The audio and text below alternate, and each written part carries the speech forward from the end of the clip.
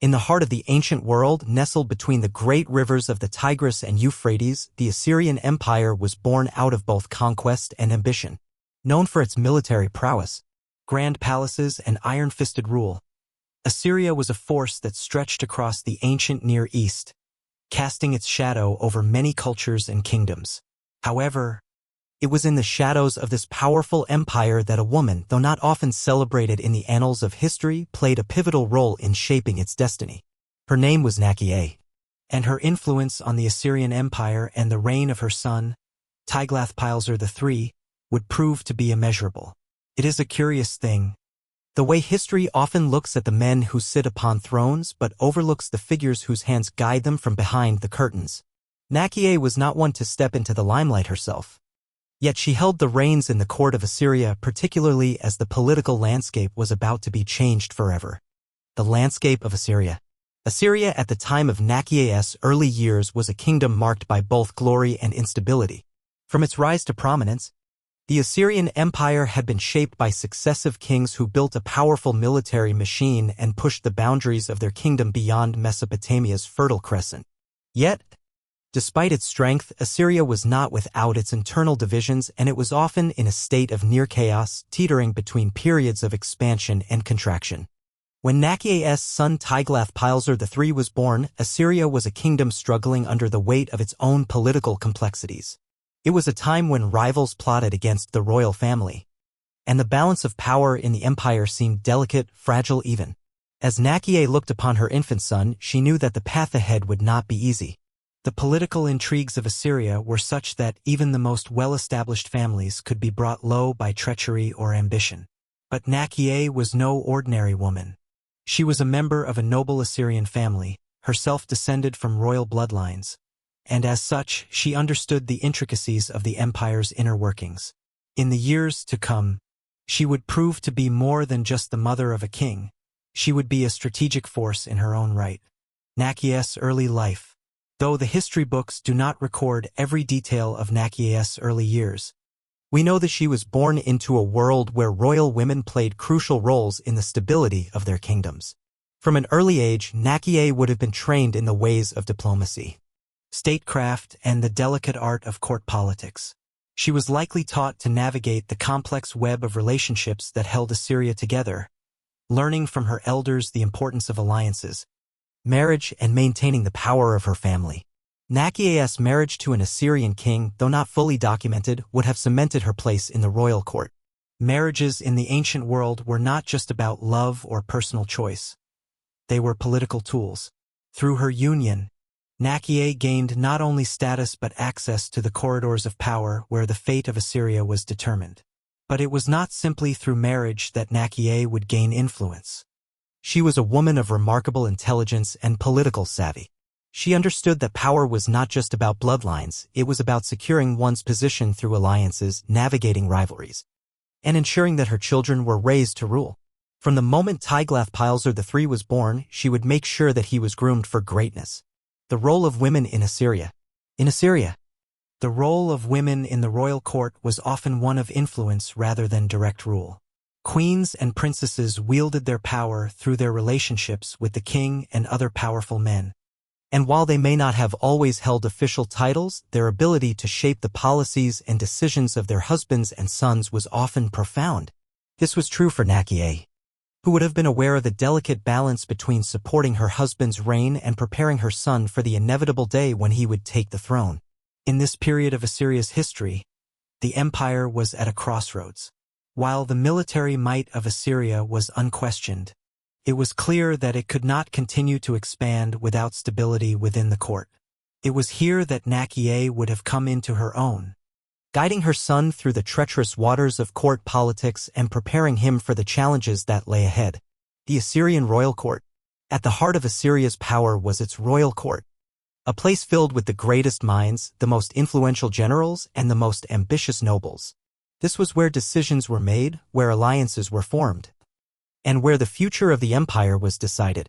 It was a world of intrigue, betrayal, and sharp political maneuvering.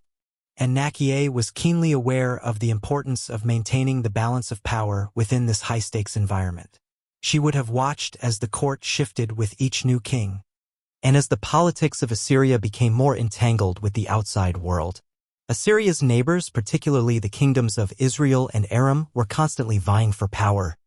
And Naqi'a knew that a king who could navigate these external threats while maintaining peace within the court would be the one to lead Assyria into a new era. But Naqi'a also knew the risks involved. To maintain her influence and to ensure the success of her son, she would have had to carefully choose her allies and strike down her enemies before they could do the same to her. And so, she navigated the court with a strategic mind, laying the groundwork for Tiglath-Pileser's eventual rise to power. The death of a king. By the time Tiglath-Pileser III reached his teenage years, Assyria was on the brink of significant change. The old king, whose reign had been marked by instability and internal strife, was dead, and the empire needed a new leader. Naqi'a, ever the diplomat, knew that her son was the key to securing Assyria's future. She was determined to ensure that he would ascend to the throne, and she began her work behind the scenes. Her influence was subtle but powerful. She used her knowledge of the court's inner workings, her alliances with key nobles, and her ability to read the shifting political winds to position Tiglath-Pileser as the only viable candidate for the throne.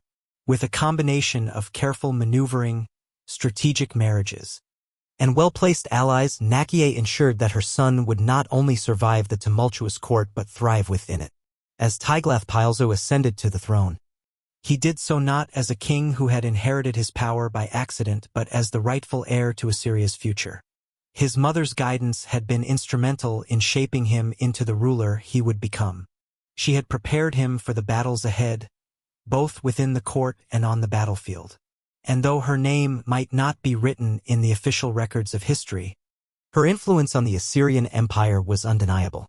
As Tiglath-Pileser III's reign began, the echoes of Naqi'a's influence reverberated through the Assyrian court. Assyria was on the precipice of a new era, and with it, the challenges of solidifying power amidst the dangers of external enemies and internal discord. But Naqi'a's presence at court remained a steadying force. She did not seek public acclaim, but her influence was the quiet, underlying current that shaped the future of the empire. Tiglath-Pileser III, though young, was a force to be reckoned with. His mother had carefully crafted his path, teaching him the arts of diplomacy and governance, and grooming him to wield power with authority. It was clear that Naqi'a's lessons in statecraft had prepared him for the complexities of leadership, for ruling an empire that spanned across vast and diverse lands. Tiglath-Pileser's early challenges. No sooner had Tiglath-Pileser III assumed the throne than he was thrust into a world of war and conflict. Assyria's neighbors, Israel, Aram, and the growing power of the Babylonians were watching carefully. The kingdom was surrounded by enemies on all sides, and it would take a leader with both strength and wisdom to guide Assyria through the storm. Tiglath-Pileser's first task was to consolidate power within the empire. There were numerous factions within Assyria that had become accustomed to operating independently, and these groups had their own visions for the future. Some were loyal to the old king. Others harbored their own ambitions. Naqi'a, with her vast experience in the corridors of power, knew that the first step for her son would be to secure his hold on Assyria from within. Naqi'a's subtle power. While Tiglath-Pileser fought battles on the field, it was Naqi'a who waged the quieter war behind the scenes. She worked tirelessly, leveraging her alliances, strengthening the bonds with key figures within Assyria's aristocracy and weaving a network of supporters who would remain loyal to her son. Naqi'a had long understood the importance of the courtly game, how a simple gesture could shift the course of power, how a marriage alliance could secure the loyalty of an entire province, and how to prevent betrayal from undermining the fragile state of the empire. It was in these years that Naqi'a's strategic brilliance came to the fore. She helped orchestrate the early policies that would cement Tiglath-Pileser's reign, including the reorganization of the Assyrian military, which would soon become a symbol of the empire's strength. Naqi'a was instrumental in ensuring that her son's reforms were enacted with minimal resistance, as she deftly navigated the complex relationships between the military, the court, and the provinces. Her quiet diplomacy and foresight in securing the loyalty of the powerful nobles of Assyria were just as critical as Tiglath-Pileser's military triumphs. It was this balance between military might and political acumen that would become the hallmark of his reign, a dynamic shaped in no small part by Naqi'a's influence. Assyrian expansion. A mother's influence. As the military campaigns under Tiglath-Pileser III began to unfold, Assyria rapidly expanded its borders. The king's military successes were remarkable, but it was the foundation laid by Naqi'a that enabled such swift and decisive action. Assyria's enemies, most notably Israel and Aram, were already embroiled in their own conflicts, and Tiglath-Pileser exploited these weaknesses to Assyria's advantage. With each conquest, the empire grew, and Naqi'a's influence on the domestic front allowed Tiglath-Pileser to focus his attention on the battlefield. The royal court was stable, with her at the helm, guiding the political landscape. She worked diligently to ensure that the newly conquered lands were assimilated into the empire, often through diplomatic marriages and strategically placed officials who would act as loyal vassals. Naqi'a's wisdom in handling these matters allowed Tiglath-Pileser to focus on more immediate threats to Assyria's security. She ensured that the administrative structure of the empire remained intact, preventing any overreach from rebellious provinces or rival factions that might have sought to undermine her son's growing power. Strategic marriages and alliances. One of Naqi'a's most critical tools for maintaining Assyria's dominance was her ability to forge alliances through marriage. These marriages were not just symbolic. They were carefully orchestrated moves to strengthen Assyria's political standing. Naqi'a, a queen who understood the weight of both politics and tradition, arranged for her son to marry women from influential families. These unions were as much about securing power as they were about ensuring that Tiglath-Pileser's reign would be unchallenged. But it was also Naqi'a's own position as a mother and advisor that played a critical role in shaping the direction of these alliances. Her ability to influence courtly decisions through her son allowed her to place key supporters into positions of power. These individuals became instrumental in the execution of Tiglath-Pileser's military and political campaigns, supporting the king's vision and providing the stability needed to extend Assyria's reach. The silent power of Naqi'a. Though Naqi'a's name does not appear as frequently in Assyrian records as that of her son or her husband, her presence was felt in every corner of Assyrian governance. As Tiglath-Pileser III solidified his power, his mother worked quietly but tirelessly behind him, a silent architect of his reign. In a time when the role of women in power was often relegated to the background, Naqi'a used her understanding of diplomacy, politics, and statecraft to wield influence that few could rival.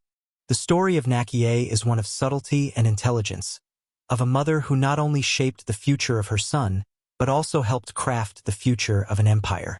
Her story, though often overlooked, is one that speaks to the powerful role women played in shaping history, even if their names were not always written into the official records.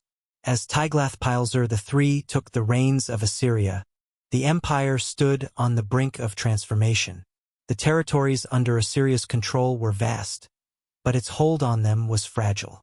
The regions surrounding Assyria, Israel, Aram, and Babylon had long been centers of power in their own right. But these kingdoms were divided, often embroiled in internal strife, leaving room for a determined leader like Tiglath-Pileser to capitalize on their weakness. However, this period of rapid expansion would not have been possible without the subtle and constant influence of Naqi'a. Her role was both pivotal and discreet. While her son led military campaigns, Naqi'a's work in the capital ensured the stability needed to support these ventures. She maneuvered through court politics, securing her son's rule by navigating the complex web of aristocratic power. The military victories achieved by Tiglath-Pileser were only part of the story. The true test of his reign was how he managed the sprawling empire once it had been brought under control, and this, too, was guided by Naqi'a's steady hand. Tiglath-Pileser's early military campaigns. Tiglath-Pileser's first military campaigns were nothing short of spectacular. His aggressive expansionism led Assyria to challenge its regional neighbors, often with swift and overwhelming force. In the early stages of his reign, Tiglath-Pileser turned his attention to Israel and Aram. These were not just military campaigns but also exercises in diplomacy where Naqi'a's influence behind the scenes was just as significant. The conquest of Israel was particularly important. The kingdom of Israel had long been a thorn in Assyria's side, and Tiglath-Pileser knew that conquering it would send a strong message to other nations. Assyria was no longer to be trifled with. But it was not only Tiglath-Pileser's military genius that led to victory, it was also the groundwork laid by Naqi'a. She had ensured that Assyria's political structures were intact, the alliances with neighboring vassal states secure, and her son's campaigns well-funded. These behind-the-scenes efforts were just as crucial as the battles fought on the front lines. Assyria's growing power and Naqi'a's strategic position. With each conquest, Assyria's borders expanded and its wealth and resources grew. As the empire stretched further, so did the need for efficient governance.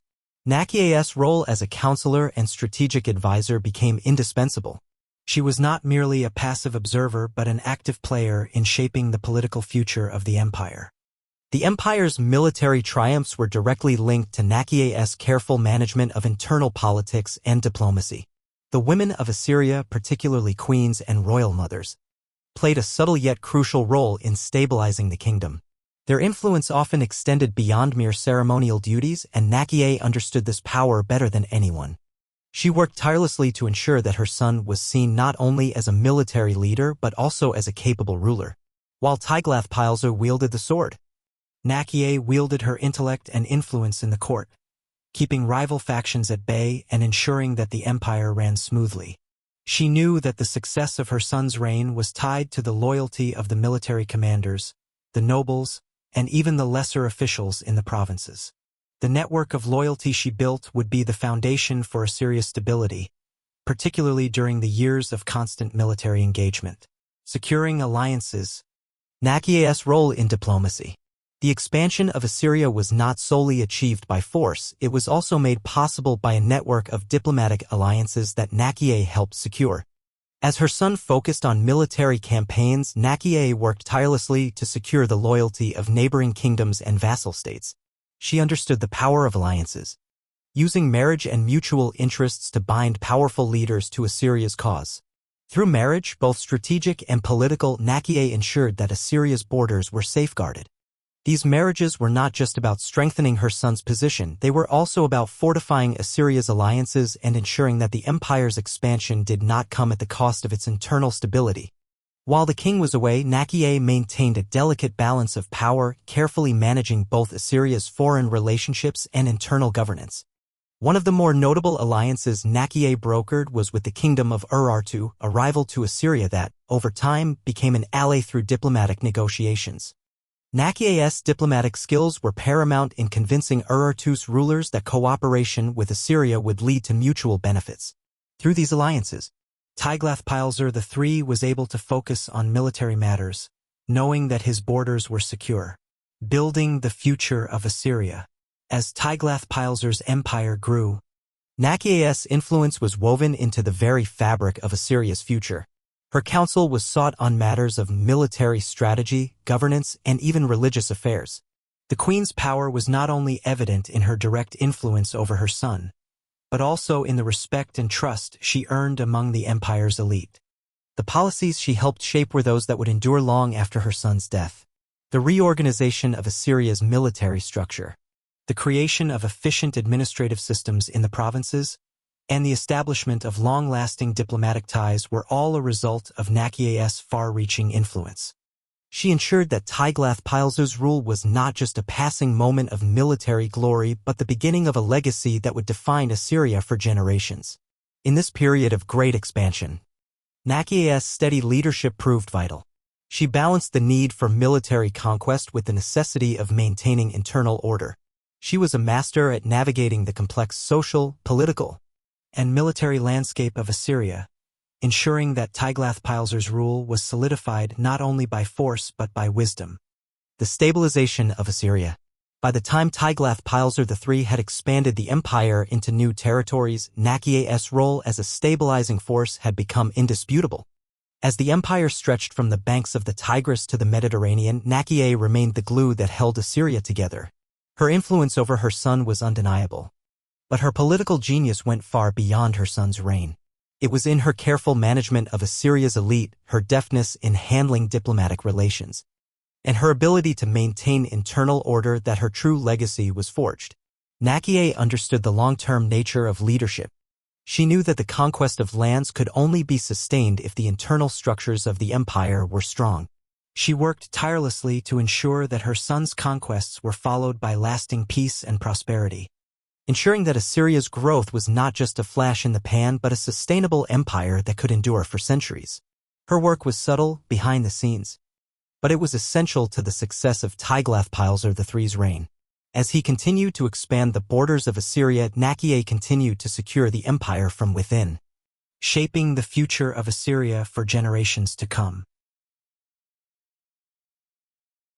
Tiglath-Pileser III's early life was one marked by both privilege and peril. Born into the royal family of Assyria, his future seemed preordained as one of power and greatness. But as with all great leaders, the road to the throne was not smooth, nor was it guaranteed.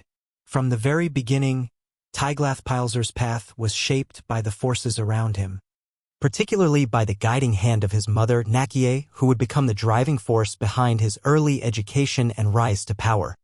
The first years of Tiglath-Pileser's life were spent in the royal court, a place where the competition for power was fierce and betrayal lurked at every corner. Naqi'a knew that her son's survival would depend not only on his strength and courage, but also on his ability to navigate the treacherous world of Assyrian politics. Assyria was a land of conquest, and those who would rule needed more than just the ability to fight. They needed the ability to govern, to outwit rivals, and to manage the sprawling empire with wisdom and decisiveness. As a child, Tiglath-Pileser was introduced to the world of Assyrian politics early on. He would have witnessed the tensions between the various factions within the royal court, each vying for influence over the young heir.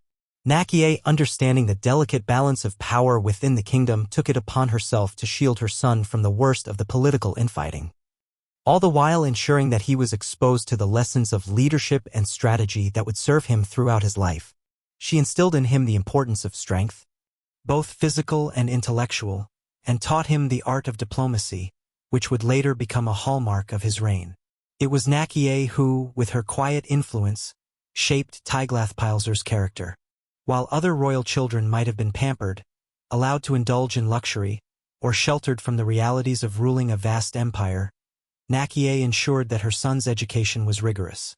He was trained not only in the traditional arts of warfare but also in the subtler arts of governance, court intrigue, and diplomacy.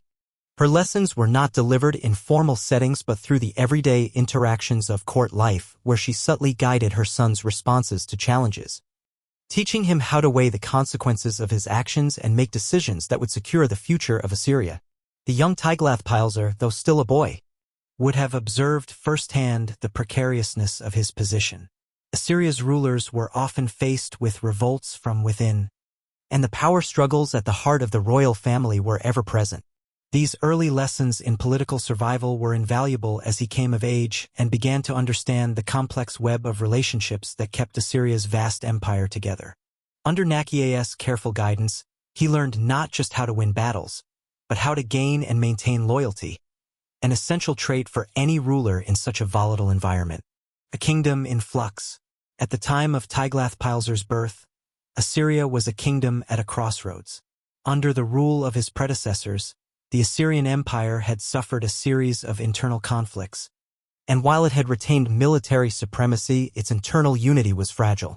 The royal court was divided, factions within the nobility clashed, and the vassal states Assyria controlled were constantly testing the empire's strength. As a result, Assyria's political landscape was unpredictable, and a sudden change in leadership could spell disaster for the empire. For Naqi'a, the challenges of this period were both personal and political. Her son's future was far from secure, and she knew that the strength of his claim to the throne would be continually questioned by rival factions. Even as a child, Tiglath-Pileser had to contend with the reality that his path to the throne would not be handed to him without challenge. His mother's role in guiding him through these challenges became increasingly important, as she sought to shield him from both external and internal threats. The Assyrian royal family was not immune to the forces of ambition.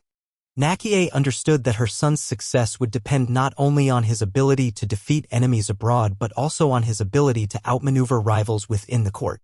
And so, she carefully cultivated alliances with key members of the royal family and the military elite, ensuring that when the time came for Tiglath-Pileser to ascend the throne, he would have the support he needed to claim it decisively. The early years of Tiglath-Pileser's life were marked by instability, but they were also years of preparation. As he grew, he was taught the ways of war, not just by military commanders but by his mother, who had seen firsthand the importance of a ruler who could inspire loyalty in both the military and the nobility. Naqi'a was not just the mother of the future king, she was his first teacher, his first advisor, and the first to understand that the future of Assyria would rest not just on the strength of its armies but on the wisdom of its rulers. The changing of the guard. As Tiglath-Pileser matured, the internal struggles within Assyria's royal family began to intensify. His father, a king who had ruled with limited success, was growing weaker, and rival factions began to position themselves for power. At this critical moment, Tiglath-Pileser's claim to the throne became a matter of great importance. Assyria's political factions were shifting, and a new ruler was needed, someone strong enough to restore order to the empire. Tiglath-Pileser's ascension was not a simple matter of inheritance. The Assyrian throne was often claimed through military might or political maneuvering, and Tiglath-Pileser's path to power was anything but smooth. His rise came at a time when the empire was in danger of losing its grip on the territories it had conquered. In the face of this instability, Naqi'a's role in ensuring her son's place on the throne became even more critical. Naqi'a, ever the shrewd political strategist, worked tirelessly behind the scenes to secure her son's position. She understood that Tiglath-Pileser's rise would not come through mere birthright but through securing the loyalty of key military leaders and court figures. She built alliances with the powerful generals of Assyria, ensuring that when the moment came, Tiglath-Pileser would have the support he needed to take control of the empire. This period of political flux was not just a time of uncertainty, it was a time of opportunity. Naqi'a knew that the rivalries within the court could be used to her advantage. As the power struggles intensified, she positioned her son as the unifying force that could restore order and bring stability to Assyria. It was through her careful manipulation of these dynamics that Tiglath-Pileser's claim to the throne became increasingly undeniable. A future king, as Tiglath-Pileser entered his late teens, he was no longer just the child of a noblewoman, he was a young man on the brink of assuming the throne. His education was now complete, and the lessons of his youth, taught by his mother, would guide him as he prepared to lead Assyria. He had learned the art of war, the intricacies of diplomacy, and the importance of loyalty in both the military and the court. The future of Assyria, once uncertain, now rested on the shoulders of this young man. But Tiglath-Pileser would not ascend to the throne alone. Naqi'a's influence had prepared him for the challenges that lay ahead, and it was her wisdom and foresight that would shape the empire's future. As the day of Tiglath-Pileser's ascension drew closer, it was clear that Naqi'a's role in shaping the destiny of Assyria was far from over. She would remain by her son's side as both advisor and mother, guiding him through the trials of leadership and ensuring that his reign would be marked by strength, stability, and ambition. The Assyrian royal court was a place of grandeur where the fate of nations was decided with a whisper and where alliances could shift as quickly as a chariot in full gallop. In this volatile environment, Naqi'a emerged as a woman who not only understood the intricacies of Assyrian politics, but also knew how to wield her influence with careful precision. She was not simply a passive figure content with the ceremonial role of Queen Mother. Rather, Naqi'a became one of the most powerful figures in the court, an advisor whose voice resonated with both the king and the nobility. As Tiglath-Pileser III prepared for his eventual ascension, it was Naqi'a who ensured that he was not merely another king but one who would command both the loyalty of his people and the respect of the court. The royal court, traditionally the realm of men, had seen powerful women play important roles, and Naqi'a, though not often written about in history, was no exception.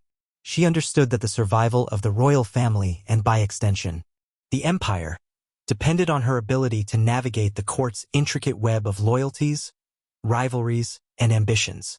The court's complex politics. The Assyrian royal court was not a unified front. There were factions vying for power, and these factions often saw the king's succession as a mere political game. The nobility, the military elite, and even the high priests of Assyria all had their own interests. Assyria, after all, was not just a militaristic empire, it was a complex, multi-layered society. Military leaders wanted land and power while the priests sought to maintain their religious authority. The nobility wanted influence over the empire's vast provinces, while the king needed to secure their loyalty. In the midst of this volatile landscape, Naqi'a acted as a masterful mediator. Her position was unique. She was not simply a member of the royal family, but a woman who had come from a noble house and understood the importance of maintaining alliances through both marriage and diplomacy. Her royal bloodline gave her a level of respect and authority that allowed her to play the role of both peacekeeper and advisor. She became the linchpin in ensuring Tiglath-Pileser III's future as king. Knowing that his claim to the throne was not without its challenges, Naqi'a worked behind the scenes to ensure that her son's ascension would not be derailed by those who sought to exploit any weakness. Her understanding of power dynamics in the court was unrivaled, and it was through her subtle yet astute manipulations that Tiglath-Pileser's future was secured. A mother's strategy. Naqi'a, as the mother of the king-to-be, had a direct hand in her son's education, but her influence stretched far beyond the lessons of governance and military strategy. She knew that Tiglath-Pileser's reign would only be as strong as the alliances he built within the court. Thus, Naqi'a used her position to forge crucial connections that would help stabilize her son's rule once he was crowned. Among the most critical alliances Naqi'a formed was with the military commanders, who, under Assyrian tradition, played a central role in the power structure of the empire. Naqi'a understood that Tiglath-Pileser would need their support to secure his reign. She worked tirelessly to ensure that military leaders saw her son not only as a powerful ruler but as someone who respected and valued the military's role in Assyria's continued success. In this, she demonstrated her political savvy. She cultivated relationships with key generals, ensuring they were loyal not just to the throne but also to Tiglath-Pileser personally. She knew that without the support of the military, her son would face an uphill battle. But Naqi'a's influence extended beyond military men. She understood the value of the court's high-ranking nobles and the priesthood, and she worked just as hard to secure their loyalty. In Assyria, religion and politics were often intertwined, and the priests held significant sway over the population. Naqi'a made sure that her son's policies were aligned with the religious leaders' interests, maintaining harmony between the state and the temple. Through these alliances, Naqi'a not only ensured Tiglath-Pileser's future but also laid the groundwork for the stability of the empire once he took the throne. Her ability to form these alliances without being overt or direct was a testament to her skills as a political operator. Managing rivals and factions. Despite Naqi'a's best efforts to secure Tiglath-Pileser's future, the court was never free of intrigue. Assyria, like all empires, had its share of political rivals, men who sought to advance their own ambitions at the expense of the royal family. Some of these men, high-ranking nobles or military officers, harbored their own plans to claim power, and they would stop at nothing to undermine Tiglath-Pileser's eventual rule. Naqi'a knew this better than anyone. She understood the danger of rivals who would use any means to wrest control from the royal family. In a kingdom where betrayal was common and the line between loyalty and treachery often blurred, Naqi'a had to be vigilant. It was during this turbulent period that Naqi'a's political brilliance truly came to the fore.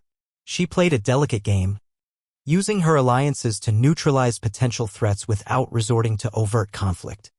Her political acumen enabled her to gather intelligence about potential rivals while maintaining the trust of those in the royal court who mattered most. Naqi'a's approach was one of quiet strength.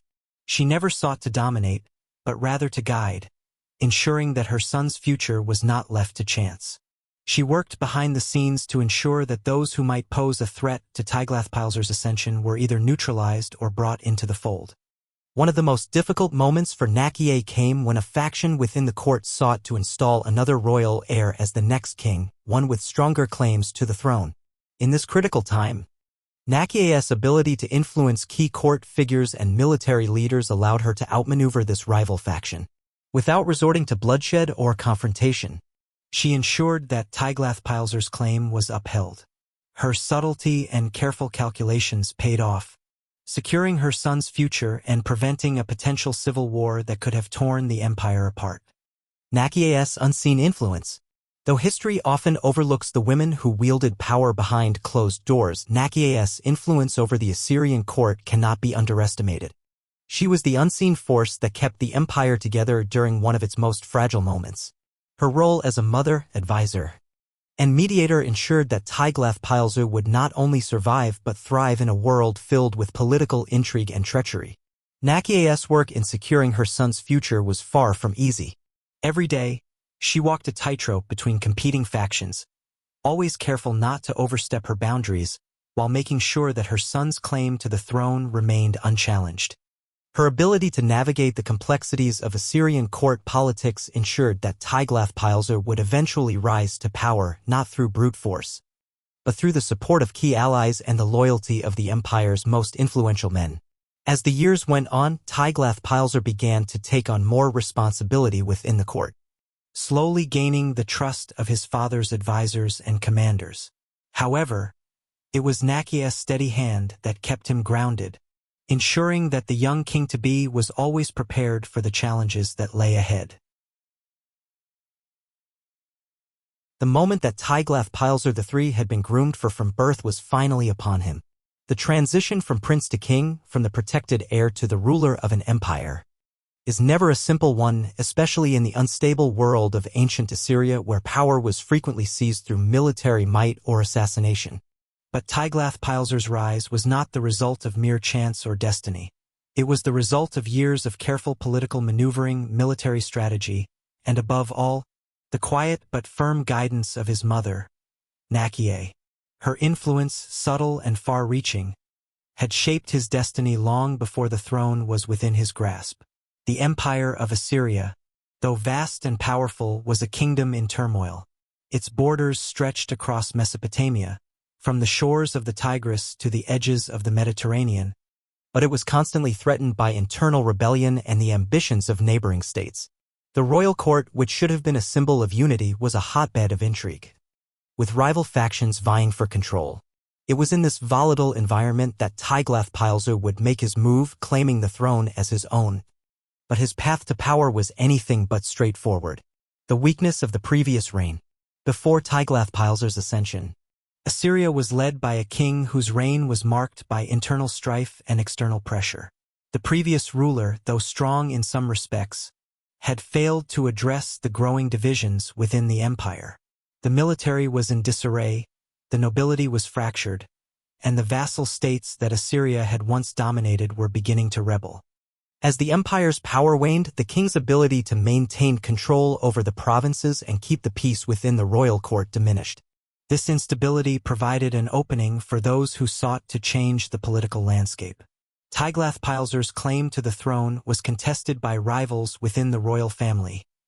Ambitious princes, military commanders, and even certain factions of the nobility who believed that they could do a better job of governing. Some believed that the throne should be passed to someone from a different branch of the royal family, while others felt that Assyria needed a ruler who could restore its former glory and curb the rising tide of rebellion. Tiglath-Pileser, though young, had already proven his mettle on the battlefield.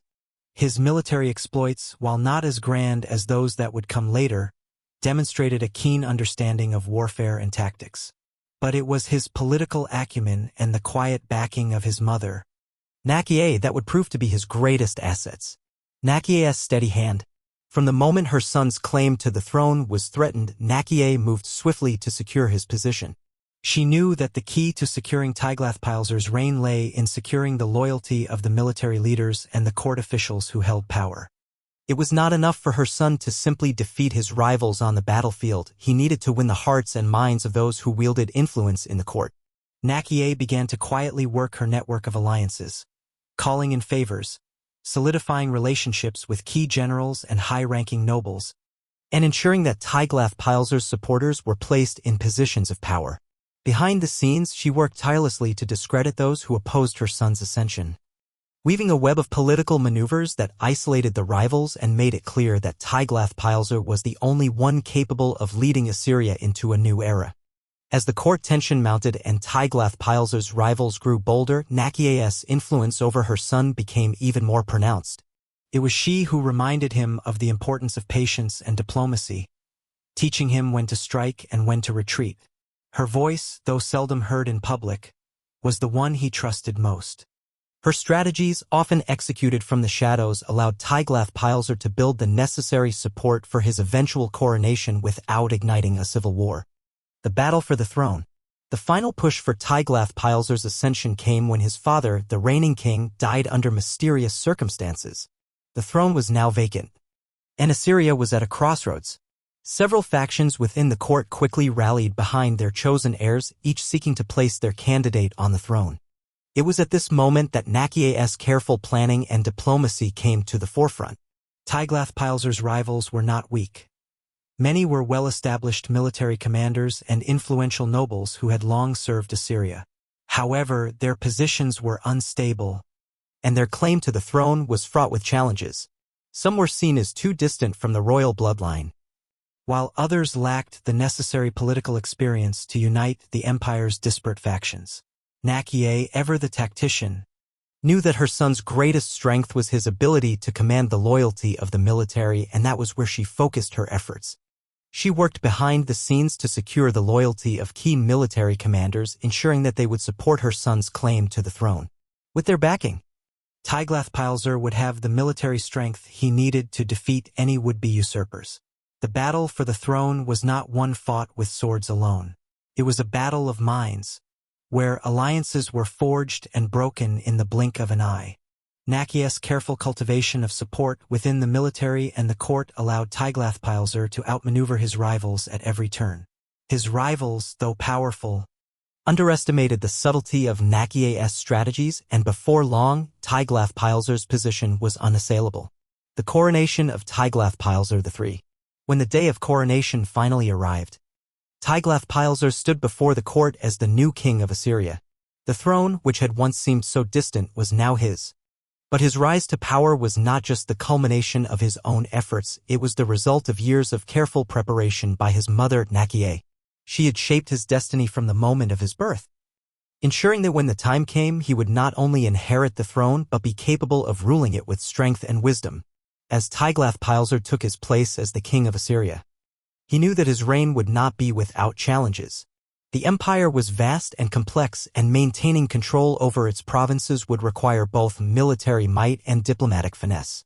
But with Naqi'a's guidance, he was ready for the task ahead.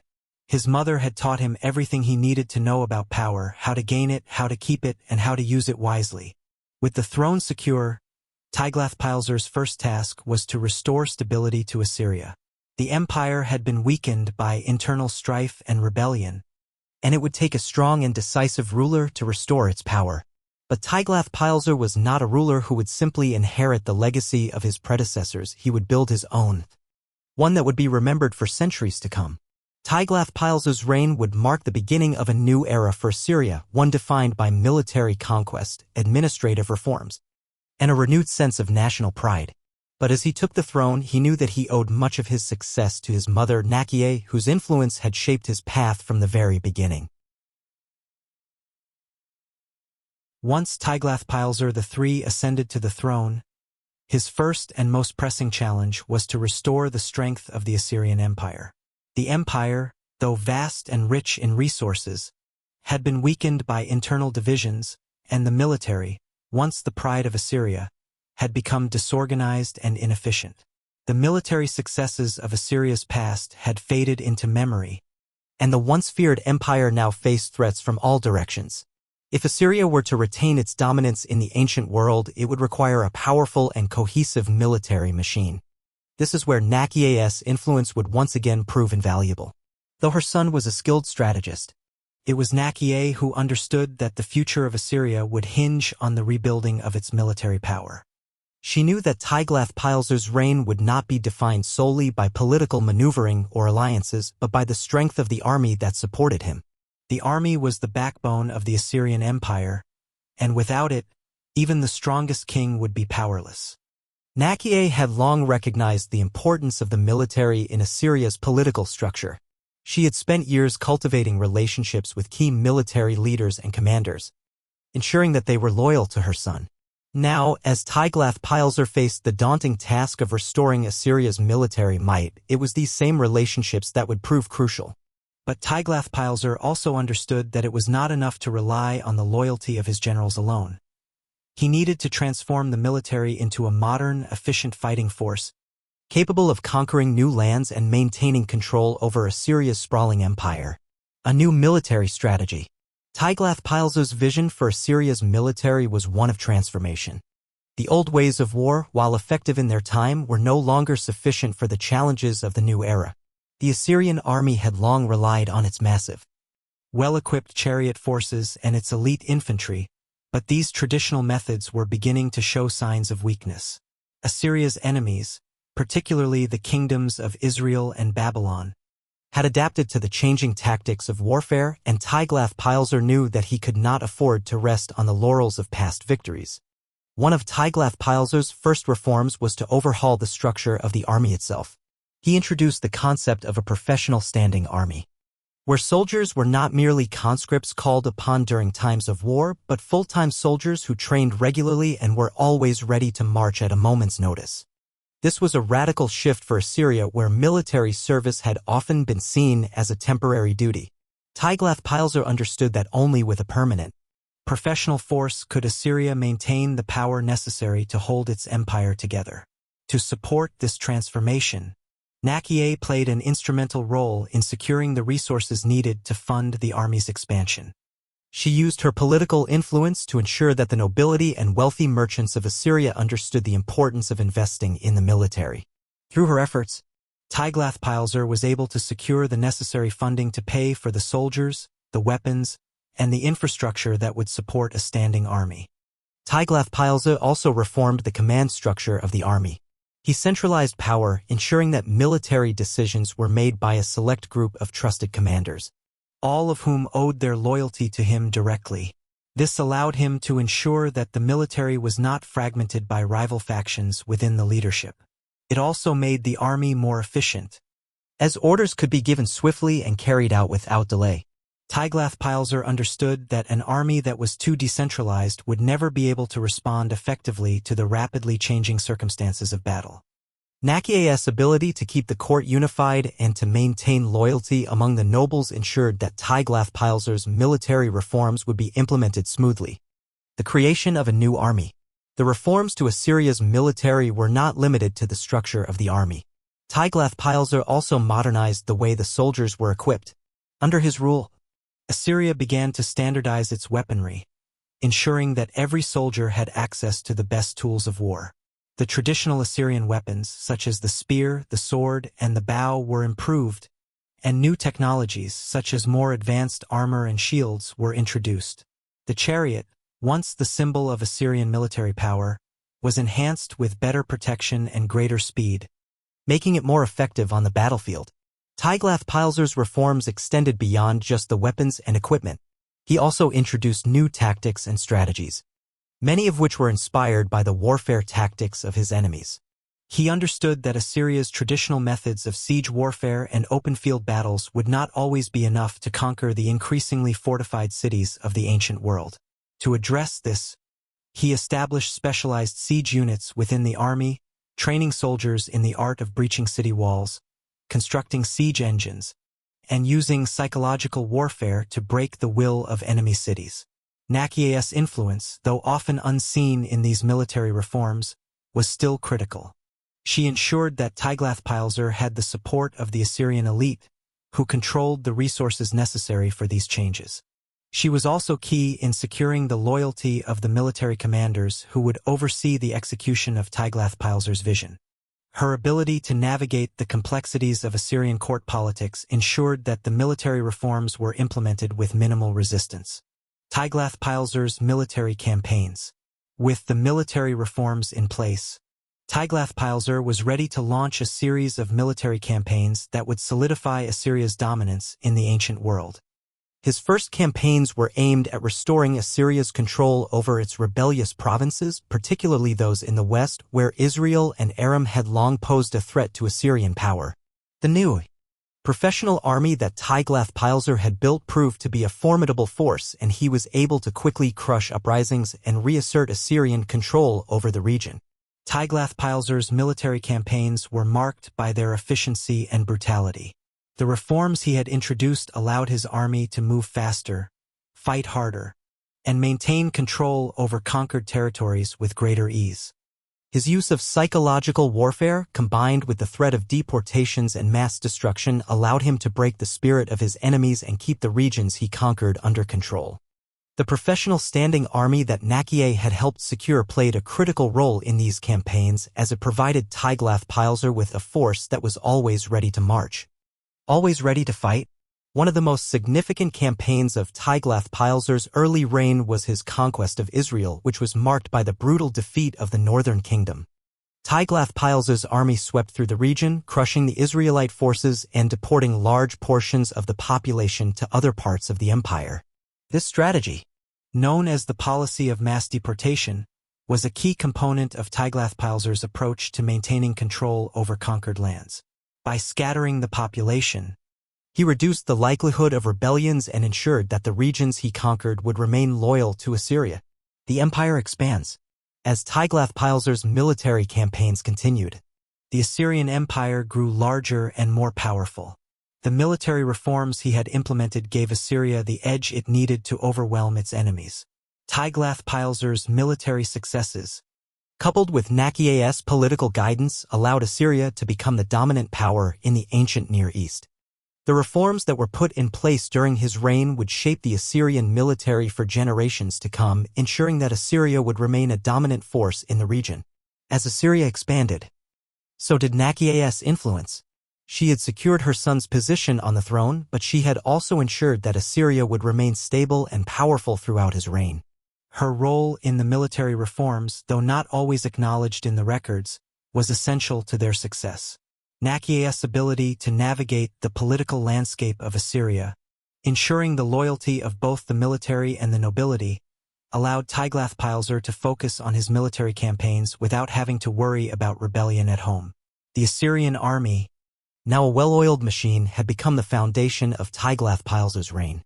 The reforms he implemented during this critical period would shape the future of Assyria and solidify his place as one of the greatest kings in Assyrian history. With Assyria's military strength restored and its internal political landscape secured through the combined efforts of Tiglath-Pileser III and his mother Naqi'a, the stage was set for the expansion of the Assyrian Empire.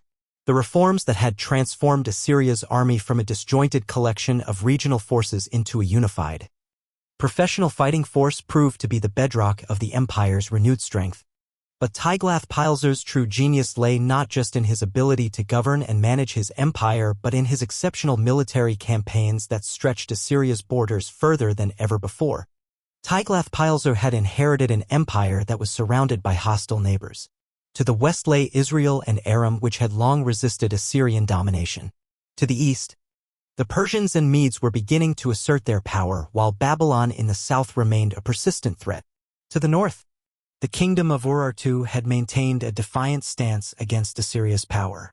For Assyria to not only survive but thrive, Tiglath-Pileser knew that he would have to face these enemies head-on, and he would have to do so with a ruthless and efficient military machine. Tiglath-Pileser's first military campaigns were aimed at restoring Assyria's control over its rebellious provinces, particularly in the west, where Israel and Aram had long been thorns in Assyria's side.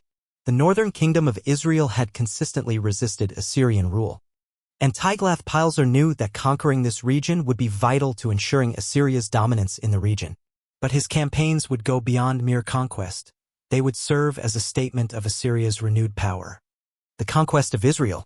The conquest of Israel would be one of the defining military campaigns of Tiglath-Pileser's reign.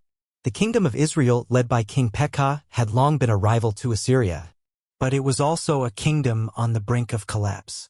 The kingdom was deeply divided, weakened by internal strife, and vulnerable to external threats. Tiglath-Pileser, with his newly reformed and highly trained army, saw an opportunity to strike at the heart of Israel's power. The campaign began with a series of rapid and decisive strikes. Tiglath-Pileser's army, using its superior organization and technology, quickly overwhelmed Israelite defenses. The Assyrian chariot forces, restructured and enhanced by Tiglath-Pileser's reforms, proved to be unstoppable.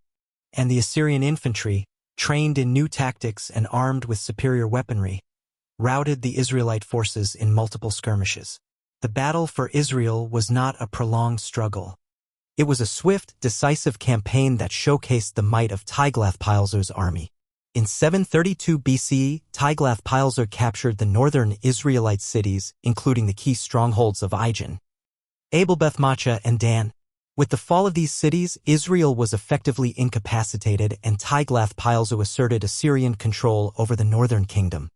Tiglath-Pileser's strategy was brutal and efficient. He did not simply defeat the enemy, he obliterated the Israelite leadership, ensuring that there would be no chance of rebellion. The Israelite king, Pekah, was deposed and Israel was forced to pay tribute to Assyria. As was typical of Assyrian conquests, Tiglath-Pileser implemented the policy of deportations. Large swaths of the Israelite population were uprooted and relocated to other parts of the Assyrian Empire. This served two purposes. It weakened the resistance of the conquered people by dispersing them across Assyria's vast territories and helped solidify Assyria's control over the newly conquered land.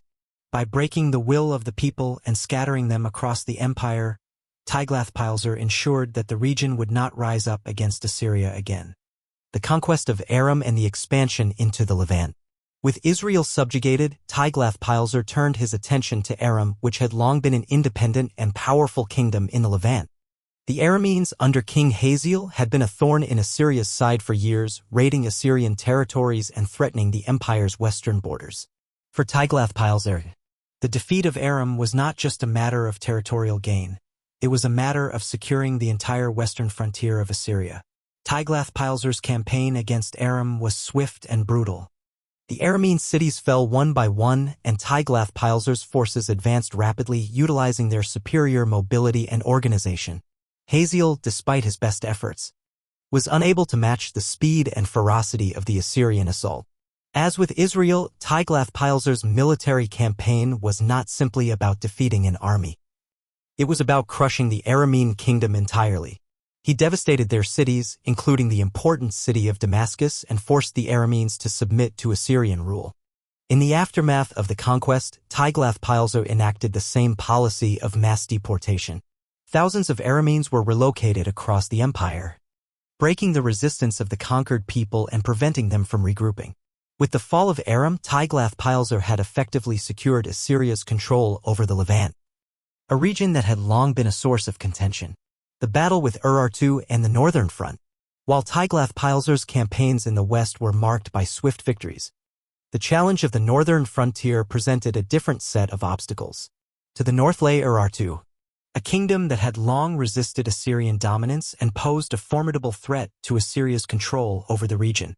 The Urartian king, Sarduri II, had maintained a strong and independent kingdom, one that was well fortified and difficult to conquer. Tiglath-Pileser's campaign against Urartu was not as rapid as his campaigns in Israel and Aram. The mountainous terrain of Urartu made it difficult for Assyria to deploy its full military force, and the Urartian defenses were strong. But Tiglath-Pileser was not a king to be deterred by obstacles. He adapted his tactics, employing a strategy of prolonged sieges and aggressive military tactics. The Assyrian army used advanced siege technologies, including battering rams and siege towers, to break through Urartu's fortifications. After years of conflict, Tiglath-Pileser succeeded in weakening Urartu's power, although he never fully conquered it. Instead, he forced the Urartian king to submit to Assyrian authority, effectively turning Urartu into a vassal state. The Urartians were required to pay tribute to Assyria, and their military power was effectively neutralized. While Urartu remained an independent kingdom, its power was broken, and Assyria's northern frontier was secure. The conquest of Babylonia.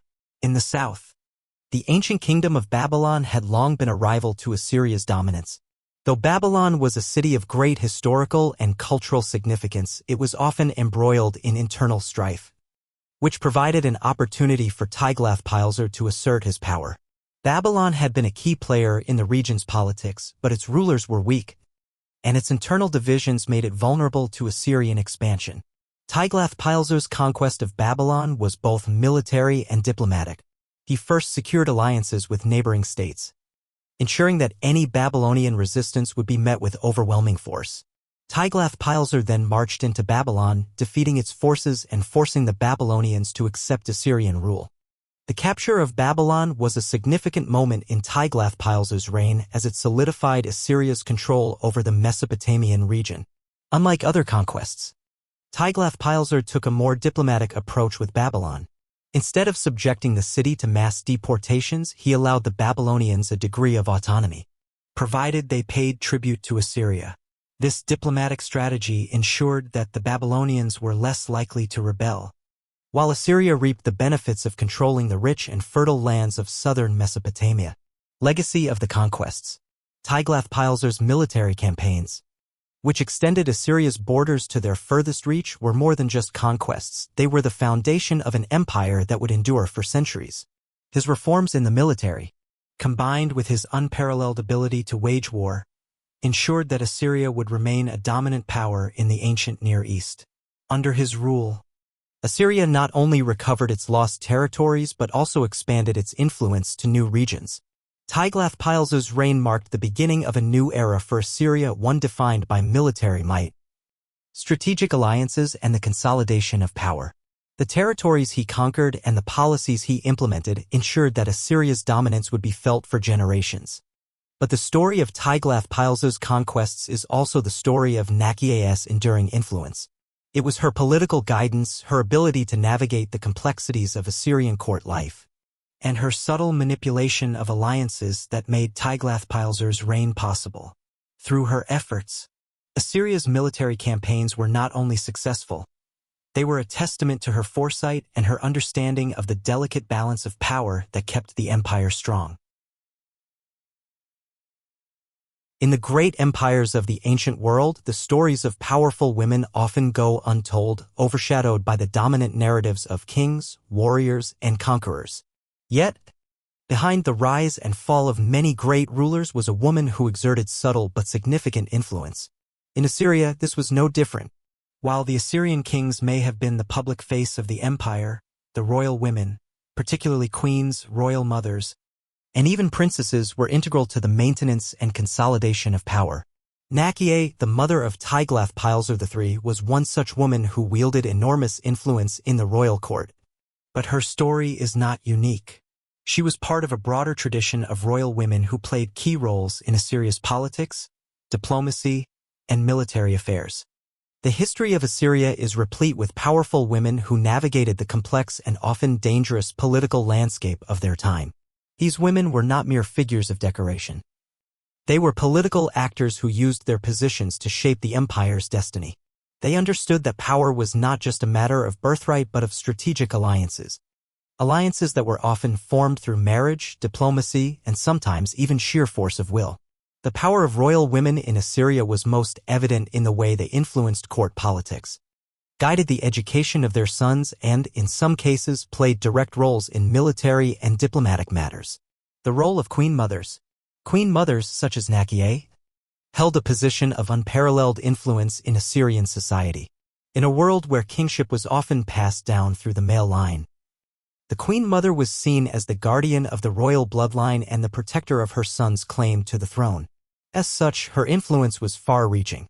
She was not only a mother but also a political figure whose actions could determine the future of the entire empire. Naqi'a's position as queen mother was pivotal in the early years of Tiglath-Pileser's reign. After his ascension to the throne, she continued to exert substantial influence over court affairs, ensuring that her son's rule would be solidified and maintained. Naqi'a's wisdom, experience, and political acumen made her an indispensable advisor to the king even after he assumed the throne. But Naqi'a was not the only royal woman to hold such power. In Assyria, queens often played a role in shaping foreign policy, especially when it came to diplomatic marriages and alliances. The royal women of Assyria had the ability to broker alliances with powerful neighboring states, securing peace or facilitating war depending on the needs of the empire. They also had the authority to influence the decisions of the king, particularly in matters of domestic policy and courtly politics. The political power of marriage. In Assyria, marriage was far more than a personal bond. It was a powerful political tool. For royal women, marriages were often arranged to secure alliances with neighboring kingdoms, strengthen the royal family's position, and maintain internal stability within the empire. These marriages were strategic, not romantic, and they were critical to the continuation of Assyrian dominance in the ancient world. Naqi'a herself understood the importance of strategic marriage. She not only ensured that her son, Tiglath-Pileser III, was well-educated and trained to be a capable ruler, but she also orchestrated alliances through marriage. By aligning the royal family with other powerful kingdoms through marriage, Naqi'a was able to strengthen Assyria's political position.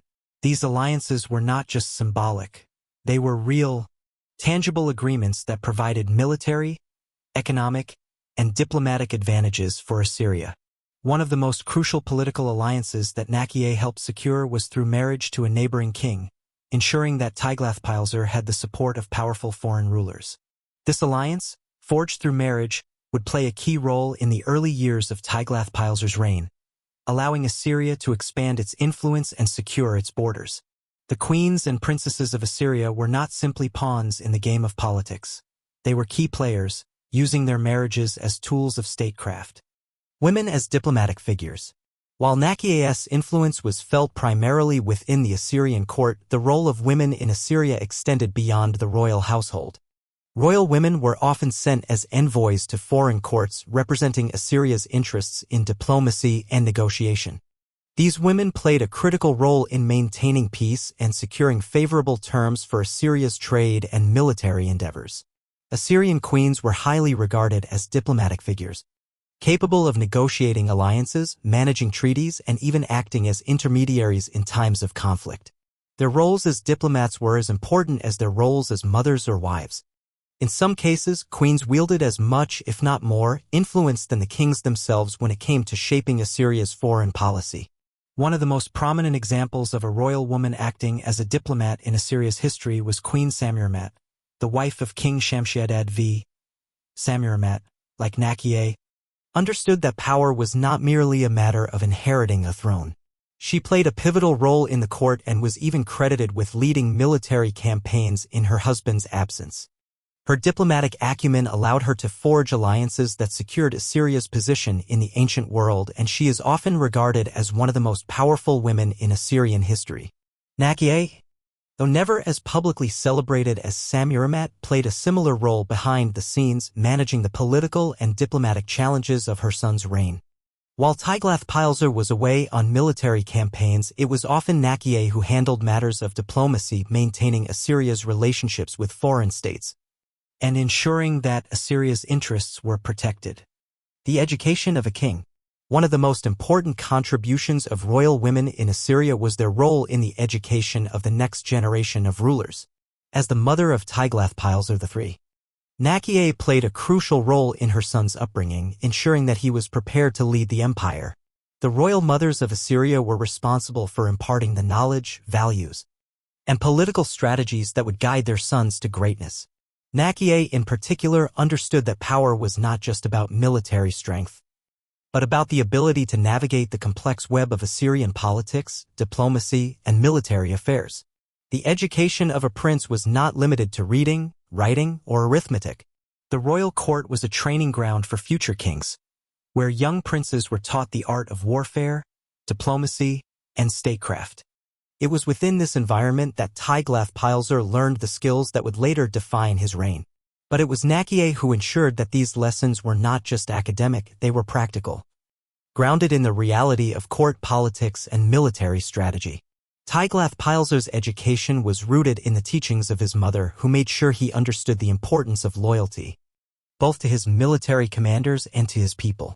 She also emphasized the importance of governance and diplomacy, ensuring that her son would be capable of leading a vast empire with wisdom and authority.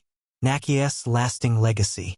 While Tiglath-Pileser III would ultimately become one of Assyria's greatest kings, much of his success can be traced back to the influence of his mother, Naqi'a. Her role as a mother, advisor, diplomat, and political strategist was essential to the consolidation of power within the Assyrian court. She was the quiet force behind her son's rise to power, and her legacy lived on through his reign. The role of royal women in Assyrian politics was not simply one of passive support. They were active participants in the empire's success.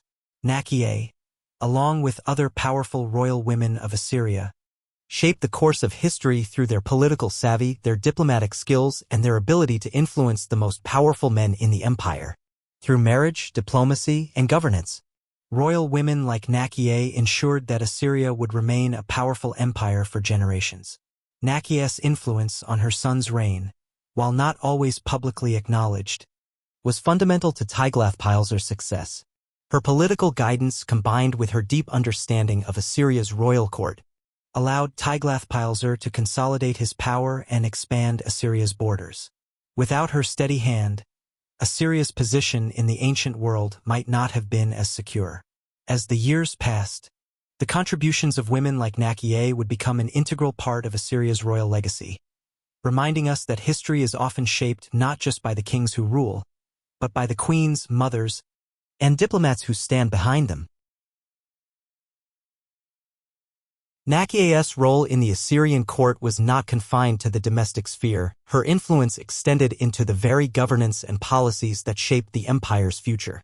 While Tiglath-Pileser III is often credited with the military conquests and the public face of Assyria's success, it was Naqi'a's steady hand that helped forge the policies that would ensure the empire's continued dominance.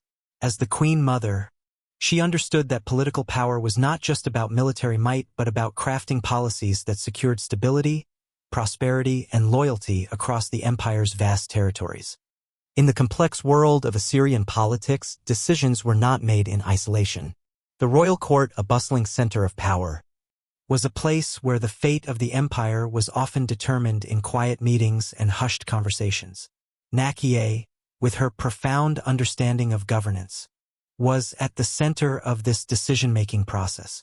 She was both an advisor and a strategist, guiding Tiglath-Pileser through the intricacies of empire building. From managing relations with vassal states to ensuring the smooth operation of Assyria's military machine, the development of administrative reforms. Assyria's success in the ancient world rested not only on its military might, but also on the efficiency of its administration. An empire as large and diverse as Assyria required a sophisticated system of governance to ensure that all its provinces, spread across Mesopotamia, the Levant, and Anatolia, were kept in check and their resources properly managed. The Assyrian kings, led by Tiglath-Pileser III, needed to establish an efficient bureaucracy that could manage both the day-to-day governance of the empire and the resources needed to sustain its military campaigns. It was Naqi'a who helped her son realize the importance of administrative reforms. As the mother of the king, she had an unparalleled understanding of both the political dynamics within Assyria and the broader structure of the empire. She knew that for Assyria to maintain its dominance, it would need to centralize power and streamline its administrative functions. Under Naqi'a's guidance, Tiglath-Pileser III enacted a series of administrative reforms that centralized authority and restructured the provinces. Assyria's vast empire was divided into smaller, more manageable districts, each ruled by an appointed governor loyal to the king. This restructuring allowed for more efficient taxation and resource distribution, ensuring that Assyria's military campaigns were well-funded and that the provinces remained loyal to the crown. Naqi'a's role in these reforms was instrumental. She understood that loyalty in the provinces would not be maintained through brute force alone, but through a carefully designed system of governance that allowed local leaders to retain some autonomy while ensuring their allegiance to Assyria. This delicate balance, crafted through Naqi'a's political savvy, was essential to the success of Tiglath-Pileser's policies. The standardization of Assyrian law. Another key area where Naqi'a's influence was felt was in the development of Assyrian law. Assyria, like many ancient empires, had a complex legal system that governed everything from trade and property to military service and the treatment of conquered peoples. However, as the empire expanded, the need for a more standardized and centralized legal system became increasingly apparent. Tiglath-Pileser III, under Naqi'a's guidance, worked to codify and standardize Assyrian law. This legal framework not only strengthened the authority of the crown but also ensured that Assyria's subjects, whether they were Assyrians themselves or conquered peoples, understood the laws they were required to follow. The creation of a more standardized legal system allowed the empire to function more smoothly, providing a clear set of expectations for its citizens and reinforcing the legitimacy of Assyrian rule. The laws, however, were not just about maintaining control. They also addressed matters of commerce, taxation, and property rights, ensuring that Assyria's economy could continue to thrive. Naqi'a's political insight helped her son recognize that a stable and prosperous empire required more than just military dominance. It required an organized and fair system of governance that could ensure the smooth functioning of both the military and civilian sectors. In addition to legal reforms, Naqi'a's influence helped Tiglath-Pileser streamline the tax system. Taxation was a necessary component of any empire, but it was also a delicate issue. Too heavy a tax burden could lead to resentment and rebellion, while too lenient a system could drain the empire's resources. Naqi'a, understanding the importance of maintaining the empire's resources while also ensuring the loyalty of the people, helped craft a system that balanced these competing needs. Military reforms and their political impact. While Naqi'a's influence was most often felt in the political and administrative spheres, she also played a crucial role in the military policies of Tiglath-Pileser III. Assyria's military prowess had long been the envy of the ancient world, but as the empire expanded, it became clear that the military would need to adapt to new challenges. The vast territories Assyria controlled required a military that was not only powerful but flexible, capable of responding to a wide range of threats, both internal and external. Tiglath-Pileser, with Naqi'a's counsel, reformed the military to meet these demands. One of the key changes was the reorganization of the army into specialized units, each designed to tackle specific types of warfare. This included the introduction of elite infantry divisions, siege engineers, and chariot forces. Naqi'a's influence was critical in ensuring that these reforms were not only military in nature but also politically savvy.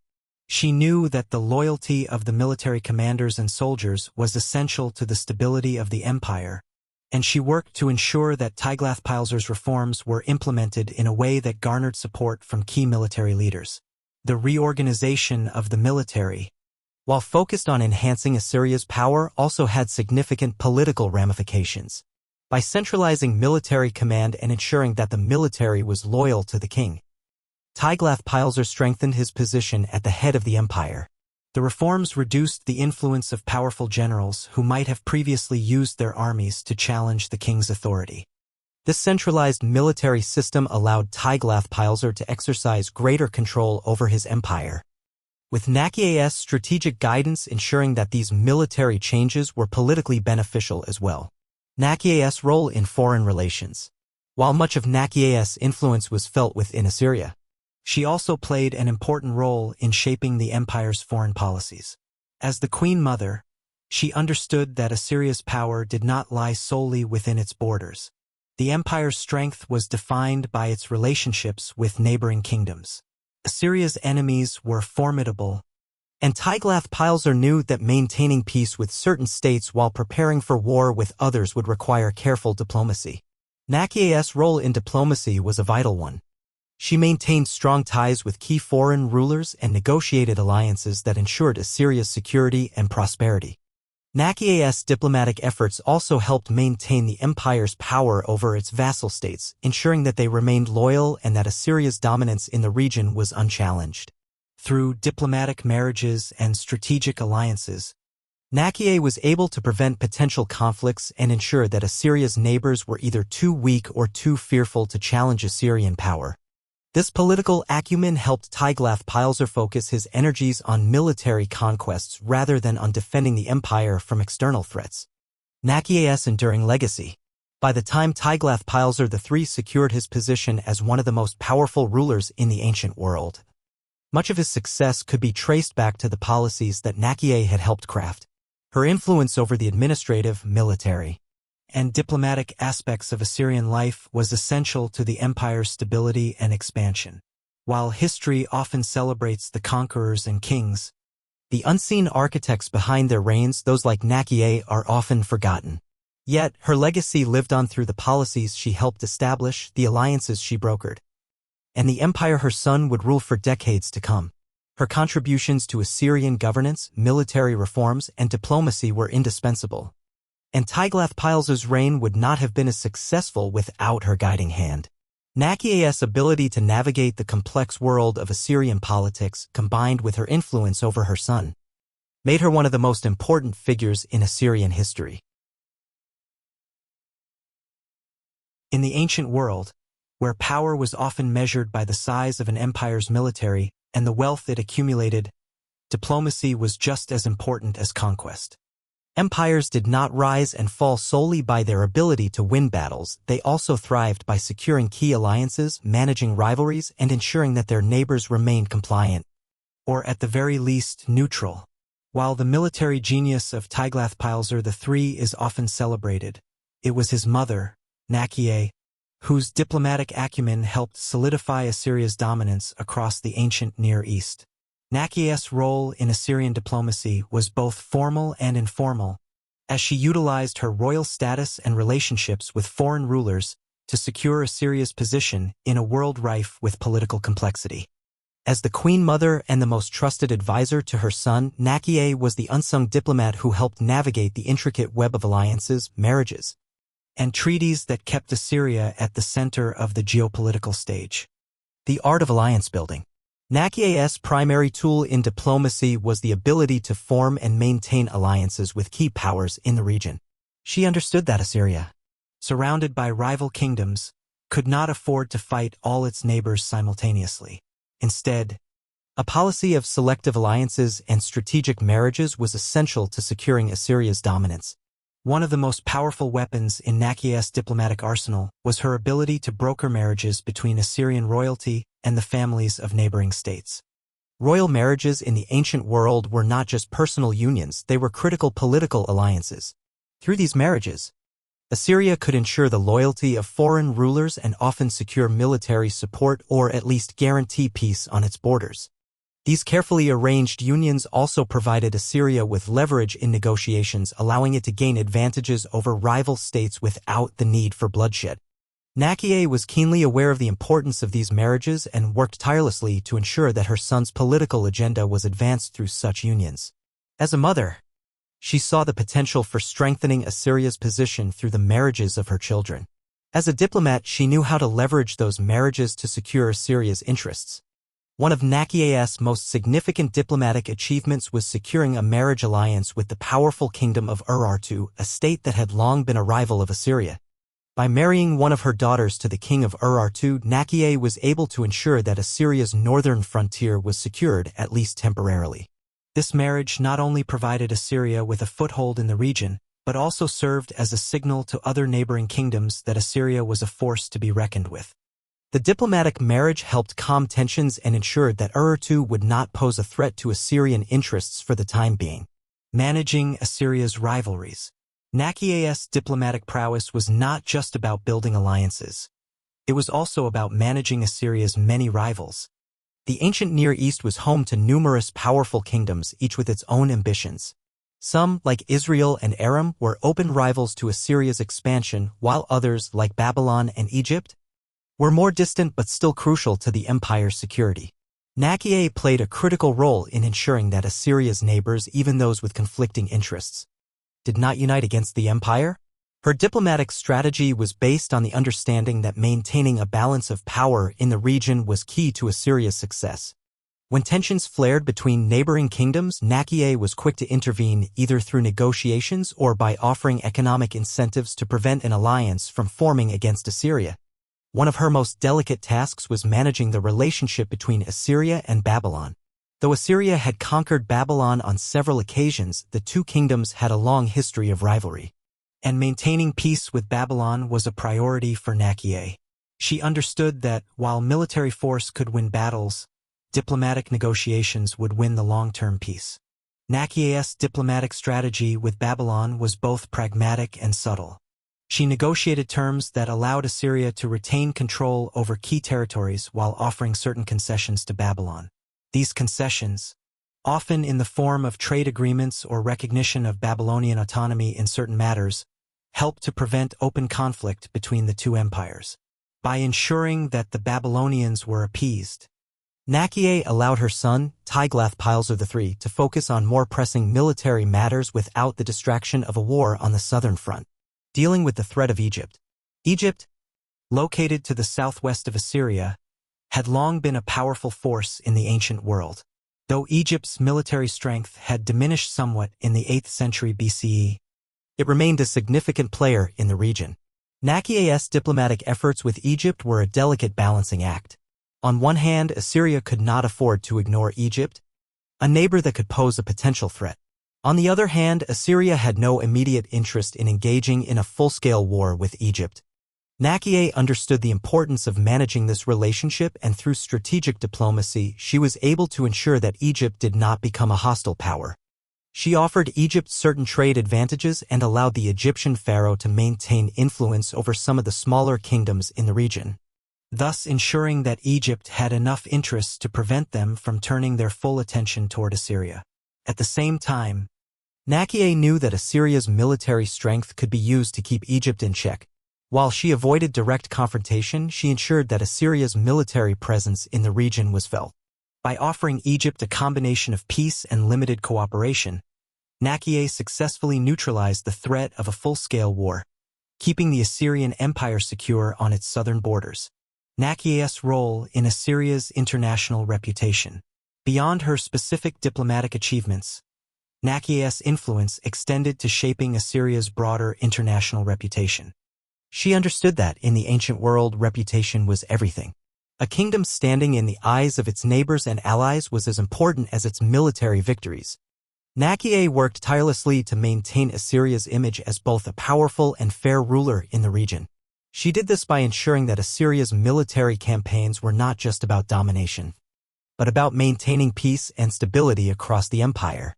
Naqi'a's diplomacy helped portray Assyria as a stabilizing force, a kingdom that sought peace through strength but also respected the political realities of the kingdoms it conquered. This helped to foster a sense of loyalty among Assyria's vassals, who were often treated with a degree of respect and autonomy as long as they paid their tribute and did not defy the Assyrian king.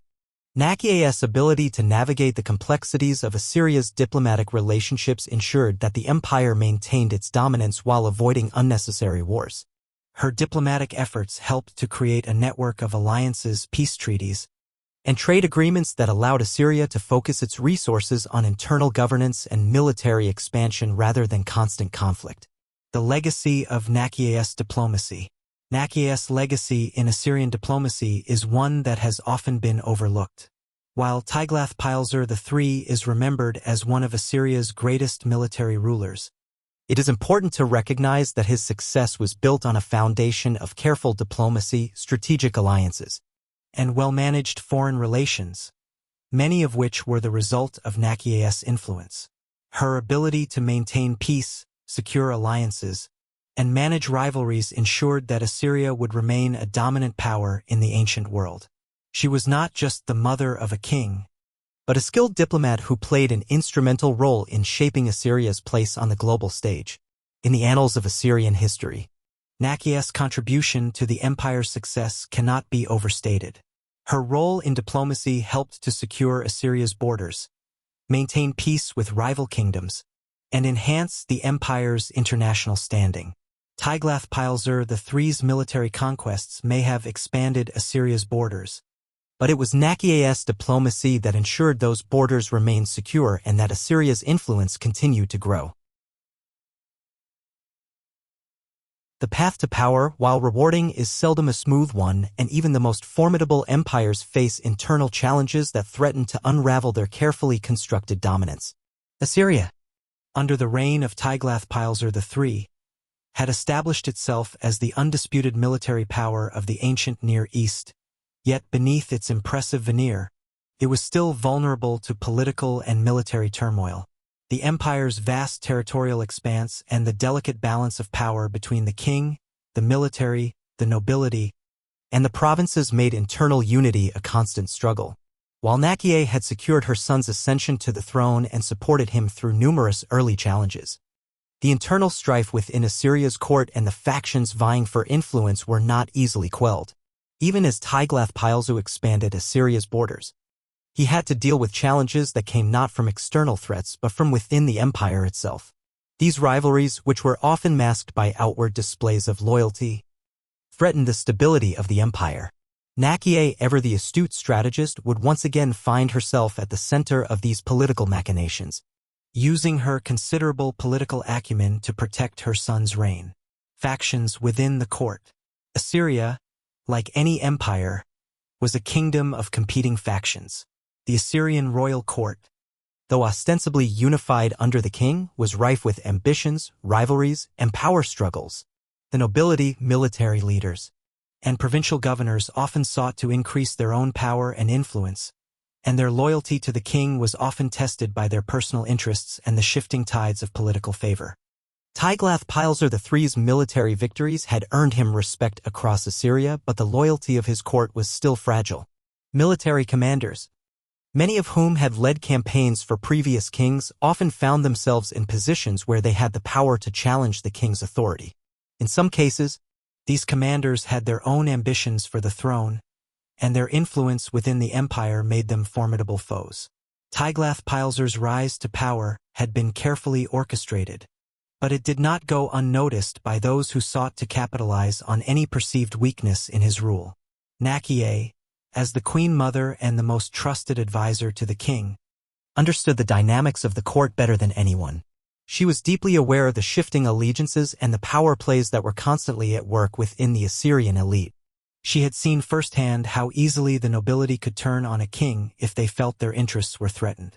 Therefore, Naqi'a's role was not only to advise her son, but also to act as a shield, protecting him from those who would seek to undermine his rule. Her influence was especially crucial during the early years of Tiglath-Pileser's reign, when rival factions within the court tried to gain influence by challenging the king's authority. Naqi'a worked tirelessly to keep the nobility in check, forging alliances where necessary and dealing decisively with those who posed a threat to her son's rule. In many cases, she neutralized potential rivals through clever diplomacy, keeping them at bay without ever resorting to open confrontation. The struggles of the military elite. The military was, without question, the backbone of Assyria's power. The army was the instrument through which the empire expanded, and military commanders were highly influential figures in the royal court. But the power of the military elite often posed a challenge to the king's authority. Military leaders, who were celebrated for their victories on the battlefield, sometimes grew too confident in their own influence. It was in this realm that Tiglath-Pileser faced some of his most difficult challenges. While Naqi'a worked to secure alliances with key military commanders, she also recognized that these commanders could quickly become threats to the king's power. The loyalty of the military elite was critical, but it was often difficult to maintain. Tiglath-Pileser's reforms had centralized military command and diminished the power of individual generals. But there were still those within the military who felt that their authority had been undermined. Naqi'a knew that, to secure her son's reign, she had to ensure that the military was not fragmented by infighting or rebellion. She used her influence over her son to encourage a sense of unity among the military commanders. She helped foster a spirit of cooperation by promoting military officers who were loyal to Tiglath-Pileser, while carefully sidelining those who were more ambitious or who posed a potential threat to the crown. One of the most significant challenges for Naqi'a and Tiglath-Pileser came from the powerful general Ashurnarari, who had been instrumental in the king's rise to power. Ashurnarari was a capable and influential commander, and his military prowess made him one of the most respected figures in the empire. However, his growing influence and independent power base made him a potential rival to Tiglath-Pileser. Naqi'a, recognizing the threat Ashurnarari posed, worked diplomatically to ensure that the general's loyalty was secured. She skillfully cultivated Ashurnarari's support by offering him high-ranking positions and wealth, all the while ensuring that his power was balanced by other military leaders loyal to the king. Through this delicate balancing act, Naqi'a was able to prevent any open confrontation, allowing Tiglath-Pileser to maintain his authority over the military without inciting rebellion. Internal rebellions and the challenge of the provinces. Assyria's vast empire required a delicate balance between the central government and the provinces. As Assyria expanded its borders, it encountered new challenges in maintaining control over distant territories. The provinces, some of which had been incorporated into the empire only recently, were often ripe for rebellion. The loyalty of provincial governors was crucial to maintaining the stability of the empire, but it was never guaranteed. Naqi'a understood that the governors in the provinces were as critical to the stability of the empire as the military elite. Many of these governors were former rivals of the royal family who had been appointed to govern the newly conquered lands. While these governors were loyal to Assyria, they were also loyal to their own ambitions. Some of them, particularly in the western provinces, had a history of defying the central authority of the king. Naqi'a, recognizing the potential for rebellion, worked tirelessly to keep these governors in check. One of the most significant rebellions during Tiglath-Pileser's reign occurred in the province of Syria, where a local governor who had once been an ally of the Assyrian throne rebelled against the king's authority. The rebellion threatened to destabilize Assyria's western frontier, and Naqi'a's diplomatic efforts were once again called upon to resolve the crisis. Using a combination of diplomacy and military pressure, Naqi'a helped negotiate a peaceful resolution to the rebellion, ensuring that the governor was removed from power without sparking a wider conflict. Her ability to manage such challenges with a calm and steady hand was a testament to her political genius. By addressing the concerns of the provincial leaders while also maintaining the authority of the king, Naqi'a ensured that Assyria's territorial integrity remained intact. The enduring struggle for control. As Tiglath-Pileser's reign continued, the challenges of ruling an empire as vast and complex as Assyria did not subside. The empire's size, coupled with its diverse population, made it a constant struggle to maintain unity. The rivalries within the court and the military were ongoing challenges, and the constant pressure from external enemies only heightened the difficulty of governing such a large empire. However, Tiglath-Pileser's ability to navigate these challenges, supported by Naqi'a's guidance, helped ensure that Assyria remained a dominant power in the ancient world. Naqi'a's role in managing the internal strife within the empire through diplomacy, strategic alliances, and careful oversight was integral to the stability and success of Tiglath-Pileser's reign. Her influence allowed Assyria to weather the storm of internal discord and continue its rise to greatness. While history often remembers the kings who lead armies into battle, it is the quiet influence of figures like Naqi'a that ensures the stability and long-term success of an empire.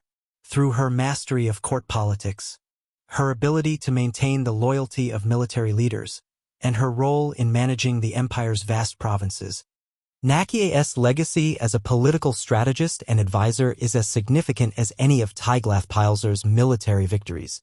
As Tiglath-Pileser III navigated the complex web of Assyrian politics, the internal challenges within the empire did not abate. Assyria, despite its military dominance and the reforms instituted by the king and Naqi'a, remained a kingdom of fragile alliances and ambitions that could easily spiral into conflict. The very success of Tiglath-Pileser's reign, built upon the unity he had secured with the help of his mother, was always at risk of disintegration due to these constant rivalries, which came both from within the empire and from external forces seeking to exploit any weakness.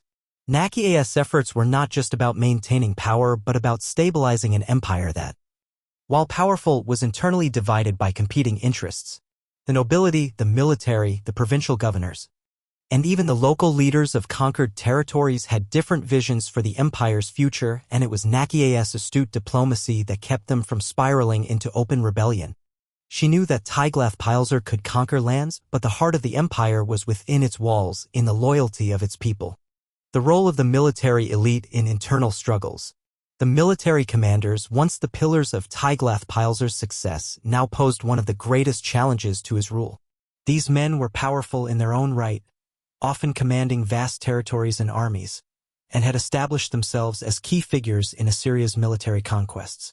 Though they had initially pledged their loyalty to Tiglath-Pileser, their rising power within the empire now made them potential rivals. The military elite's influence extended far beyond the battlefield. They controlled large regions and maintained their own private networks of loyalty. As Assyria expanded, so did their ambitions. One notable figure was Shamshilu, a high-ranking military commander who had been instrumental in some of Tiglath-Pileser's earlier campaigns. However, over time, Shamshilu began to grow increasingly powerful, his army's influence in the regions bordering the western provinces threatening to overshadow that of the king's direct command.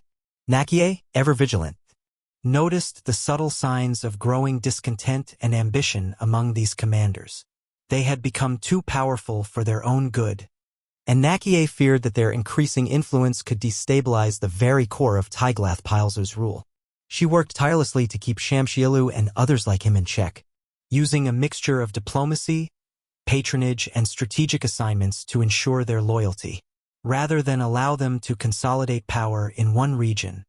Naqi'a encouraged Tiglath-Pileser to redistribute their commands, thus preventing any one general from becoming too powerful. This move also allowed the king to maintain a more direct influence over military actions while keeping ambitious generals from forming coalitions that could potentially rival the throne. Despite her efforts, tensions within the military continued to rise. Some generals, emboldened by their successes, began questioning Tiglath-Pileser's authority, especially when it came to matters of military strategy. These commanders, who had long enjoyed autonomy on the battlefield, began to push back against centralization. They felt they were being unfairly stripped of the power they had earned through their service. Naqi'a's response was calculated and precise. She used her diplomatic ties within the court to build a coalition of loyalists, both military and civilian, who supported her son's reign. She sought out influential courtiers, nobles, and military leaders who were committed to Assyria's stability and loyalty to the crown. Through a series of subtle but powerful gestures rewarding loyalty with land and titles, placing key military officers in administrative positions, Naqi'a managed to keep the military factions at bay. Provincial governors and rebellions.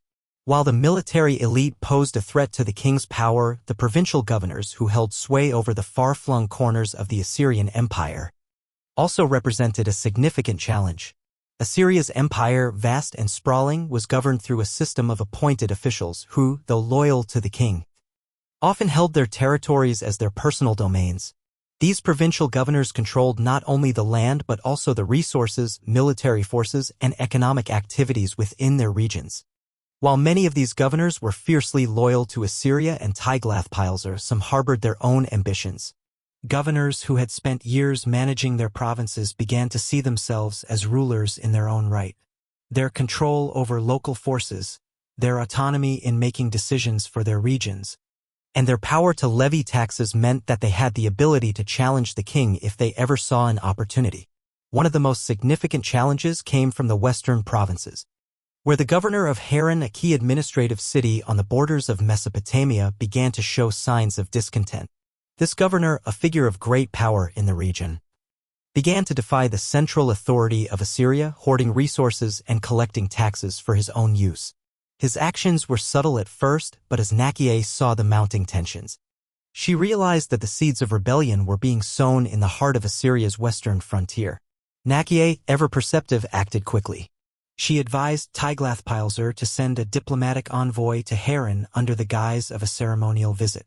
The envoy, led by a trusted noble with close ties to the governor, arrived in Haran, ostensibly to strengthen Assyria's relationship with the western provinces. But beneath the surface, the mission had a dual purpose: to subtly remind the governor of Assyria's power and to inform him that any actions against the crown would be met with swift retribution. In addition to the diplomatic maneuvering, Tiglath-Pileser's military strength remained ready to respond. Naqi'a had anticipated the governor's potential rebellion and had already begun to secure the loyalty of the military commanders in the region. When the time came, the governor of Haran backed down, realizing that the cost of rebellion would outweigh the benefits. His submission was a triumph for Naqi'a's careful diplomacy and her ability to preemptively diffuse a crisis that could have cost Assyria dearly. The threat of Assyrian vassals and rising kingdoms. Assyria's power was built on its ability to dominate and control the smaller kingdoms surrounding it. However, not all vassals were content with their subjugation. Over time, some of Assyria's tributary states grew restless and began to harbor thoughts of independence. Kingdoms like Phoenicia, Israel, which had been subjugated, and even Babylon began to show signs of defying Assyria's control, or at least testing the limits of the empire's tolerance. One of the most precarious situations occurred with the rising kingdom of Babylon. While Assyria had conquered Babylon in the past, the relationship between the two empires was always fraught with tension. Babylon was an ancient and powerful city-state, and its people had a deep cultural and religious attachment to their independence. Naqi'a, understanding the sensitive nature of the Babylonian question, recommended that Tiglath-Pileser take a more diplomatic approach in dealing with Babylon even as Assyrian power loomed over it. Naqi'a's political foresight helped Tiglath-Pileser manage the complexities of the Assyrian-Babylonian relationship. She advised that Assyria maintain a strategic but respectful position in its dealings with Babylon, acknowledging the Babylonians' need for autonomy while ensuring that Assyria maintained control. She helped craft a series of agreements that allowed Babylon to retain certain religious privileges and autonomy in exchange for tribute to Assyria. This approach avoided a costly war while ensuring that Assyria's hold over the region remained intact. Despite these efforts, however, the constant challenges from within and the pressures from external rivals never ceased. Assyria's ability to maintain power was a testament to Naqi'a's diplomacy and Tiglath-Pileser's military might. But as the empire expanded, so did the complexities of holding it together. It was a delicate balance, one that would require constant vigilance and astute political maneuvering to preserve Naqi'a's enduring influence in Assyrian politics. Though Tiglath-Pileser III would eventually become known as one of Assyria's greatest kings, his reign was continually tested by the internal divisions and rivalries that marked the Assyrian court. Naqi'a's role, however, remained constant. Her ability to manage these rivalries, broker alliances, and maintain the loyalty of Assyria's military and political elite ensured that her son's reign remained secure and prosperous. In her, Assyria had a queen mother who was far more than a figurehead. She was a shrewd political strategist, a master diplomat, and a guardian of the empire's stability.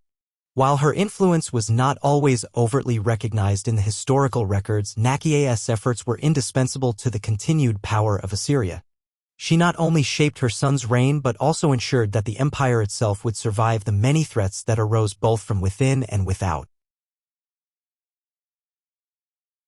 Tiglath-Pileser III's reign, though marked by military triumphs and political consolidation, was not to last forever. Even the most powerful of rulers must eventually face their mortality. As the years passed, Tiglath-Pileser's health began to decline, and the empire that he had built and fortified through years of warfare and diplomacy began to feel the weight of his absence. Though the legacy of his reign was secured by his military campaigns, administrative reforms, and diplomatic alliances, it was now time to think about the future of Assyria. The question of succession would inevitably arise, and with it the possibility of internal conflict. Naqi'a, who had been the cornerstone of her son's rule from the very beginning, knew that the stability of Assyria was now in jeopardy. She had carefully guided her son's reign, helping him navigate through the turbulence of Assyrian politics and foreign relations. But the task of ensuring that his empire continued to thrive without him would fall to her and to the young rulers who would follow. As Tiglath-Pileser's health deteriorated, the court of Assyria became increasingly divided. While Naqi'a's influence remained strong, the nobles, military commanders, and provincial governors were all focused on what would come after the king's death. Assyria had grown accustomed to strong, centralized leadership, and the prospect of a weaker successor sent ripples of uncertainty through the empire. Even in his final days, Tiglath-Pileser's grip on the throne was still being contested, and Naqi'a would once again find herself at the heart of the struggle to protect her son's legacy. The question of succession. When Tiglath-Pileser III passed away, Assyria was left with a leadership vacuum. The empire had expanded to its greatest extent under his rule, but the question of succession loomed large.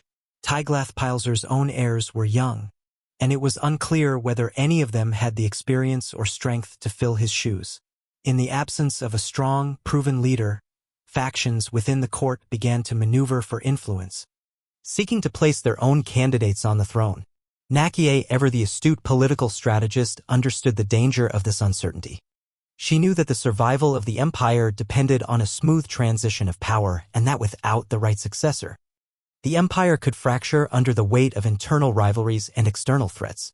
The courtiers, the military commanders, and the nobles all had their own ambitions, and Naqi'a's job was to ensure that her son's legacy, particularly his reforms and the empire he built, was preserved.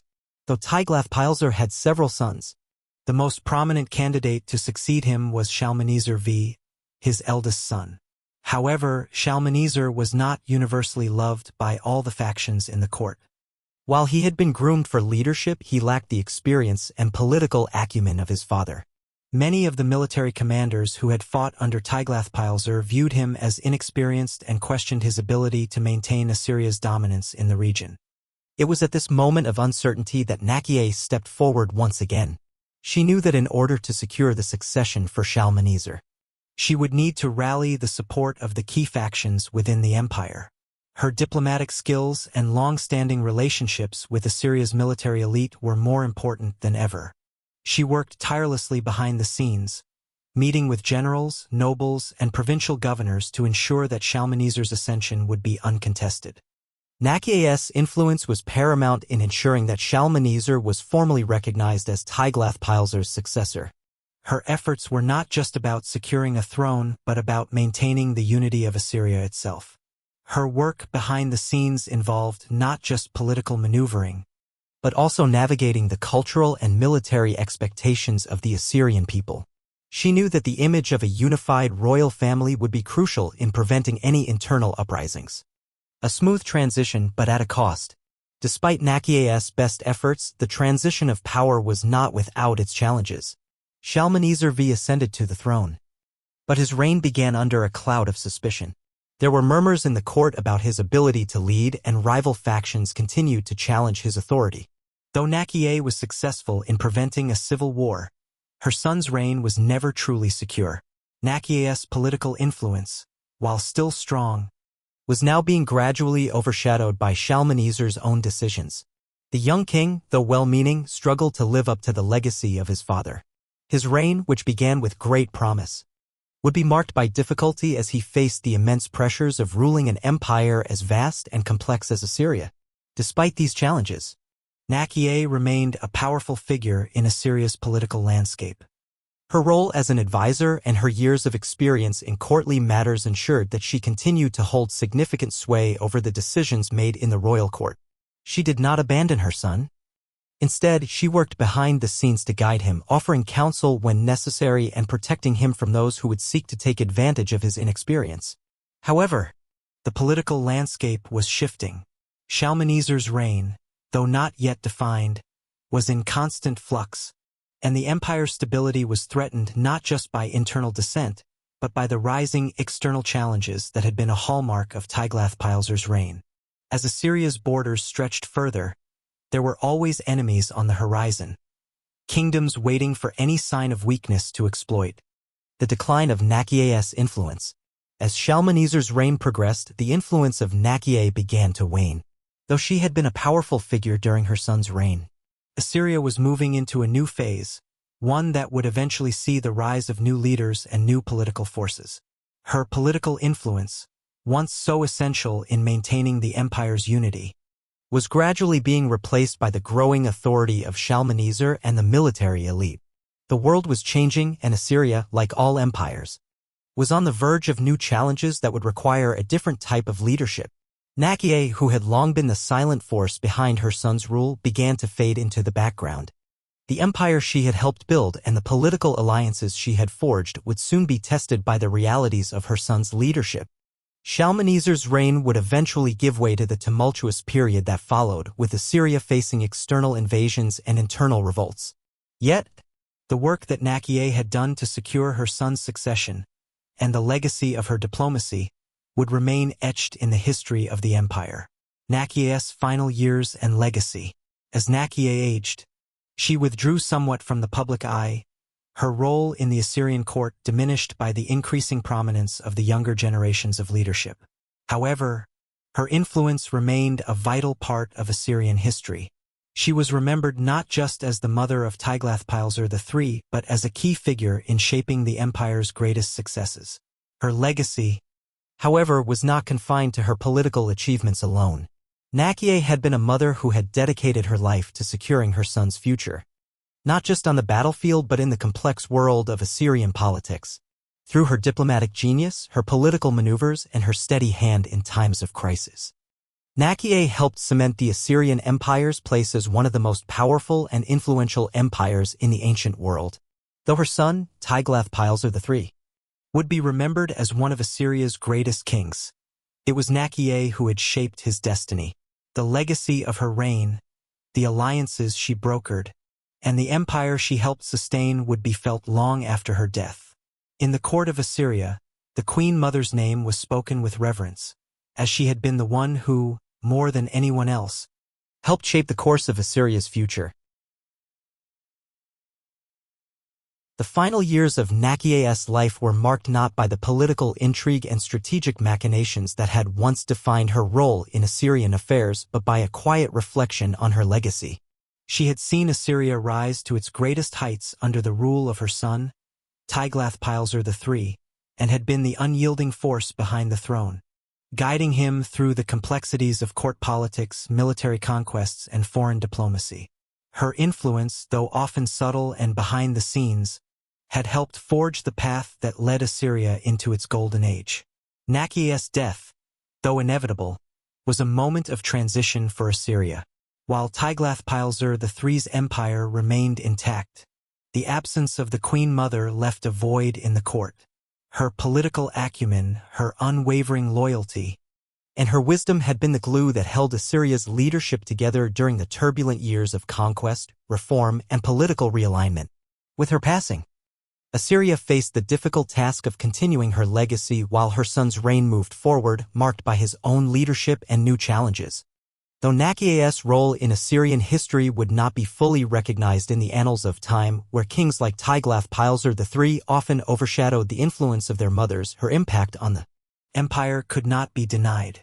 She had been the architect of stability, the negotiator of alliances, and the unseen hand that had shaped the future of one of the ancient world's most powerful empires. A quiet power. Throughout her life, Naqi'a's power was quiet, almost invisible to those who viewed the Assyrian throne through the lens of traditional monarchy, where only kings and generals were celebrated. But her influence was omnipresent, subtly guiding the decisions of the court, the fate of the military, and the direction of foreign policy.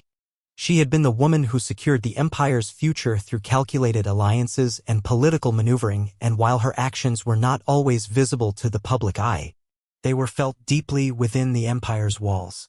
Her diplomacy ensured Assyria's political relationships were stable, securing peace when needed, and bringing war when it was necessary for Assyrian dominance. Her careful management of her son's rise to power, her role in his military reforms, and her stewardship over Assyria's economic policies all played a role in ensuring the empire's dominance in the region. In a world where kings were often the central figures of history, Naqi'a stood out as a pivotal force behind the throne, guiding her son and empire with wisdom and care. A legacy beyond the throne. Naqi'a's legacy, while deeply intertwined with the reign of her son, was far-reaching. The political and military reforms she helped establish in Assyria continued to shape the empire for decades after her death. The professional standing army that Tiglath-Pileser III had created, the administrative system that Naqi'a helped guide, and the diplomatic alliances that kept Assyria secure in a tumultuous world were all part of her enduring influence. Even after Naqi'a's passing, Assyria remained a dominant force. Although the empire would face new challenges, Shalmaneser V's ascension to the throne, though secured by Naqi'a's diplomacy, was a difficult transition, and subsequent rulers would face mounting pressure from both internal rebellions and the growing power of external forces like the Babylonians, Persians, and Medes. Naqi'a's absence was felt keenly in these later years as her political instincts and strategic brilliance were irreplaceable. Yet, the empire she had helped build continued to reverberate throughout history. The legacy of Tiglath-Pileser's reign, the expansion of Assyria's borders, the consolidation of power, and the military innovations would be remembered for centuries. Naqi'a's contributions were woven into this legacy, even if they were not always attributed to her directly. The role of women in Assyrian history. Naqi'a's story was part of a broader narrative of royal women in the ancient world whose roles were often pivotal yet overlooked by history. Women like Naqi'a, Samirmat, and others in the Assyrian court played key roles in shaping their empires, but their contributions were frequently ignored or downplayed in favor of their male counterparts. In Assyria, where power was often claimed through military conquest and political strategy, the influence of women was no less significant. Naqi'a's ability to navigate the complex male-dominated political structures of Assyria and secure her son's future was a testament to the power that women wielded in ancient empires, even if that power was often exercised in quiet and behind-the-scenes ways. Naqi'a's legacy also represents a reminder that history is often written by the victors. and that the women who helped secure those victories often fade into the background. Yet, through her role as a mother, advisor, and diplomat, Naqi'a ensured that Assyria's legacy would endure. She was the one who laid the groundwork for her son's success and helped him navigate the turbulent world of Assyrian politics and warfare. Naqi'a in the annals of history. In the ancient records of Assyria, Naqi'a's name is rarely mentioned. However, her contributions are felt in every aspect of the empire that Tiglath-Pileser III established and maintained. The successes of Assyria in the 8th century BCE, its expansion, its military dominance, its political stability, are as much a reflection of Naqi'a's wisdom and foresight as they are of Tiglath-Pileser's military genius. Her legacy, though obscured by the passage of time, is preserved in the fabric of Assyria itself. The stability she helped create allowed her son to rule an empire that became one of the most powerful in the ancient world. Her influence on Assyrian diplomacy, her management of internal rivalries, and her careful stewardship of the throne made her a key figure in the empire's success. Though Naqi'a's name may not have been etched in the grand inscriptions or written in the monumental annals of Assyrian history, she was, without a doubt, one of the most influential figures of her time. The empire she helped shape would live on for centuries after her death, a testament to her strategic brilliance and her unyielding commitment to Assyria's future. A quiet hero. In the end, Naqi'a's legacy is one of quiet heroism. She was a woman who wielded immense influence, not through force, but through wisdom, diplomacy, and an unwavering sense of duty to her son and her empire. Her story is a reminder that power is not always loud, not always visible, but it is no less powerful for being subtle. Naqi'a's quiet strength, her diplomacy, and her role as both a mother and advisor ensured that the Assyrian Empire would continue to thrive for generations. In a world dominated by the deeds of kings and generals, Naqi'a was a quiet force behind the throne, shaping the course of Assyrian history with grace, intelligence, and an unshakable commitment to her family and her empire. Her legacy, though not as widely celebrated as that of her son, is no less significant. For in every triumph of Assyria, in every conquest, and every diplomatic success, there was a woman whose influence was felt in the halls of power, whose quiet strength shaped the destiny of a mighty empire.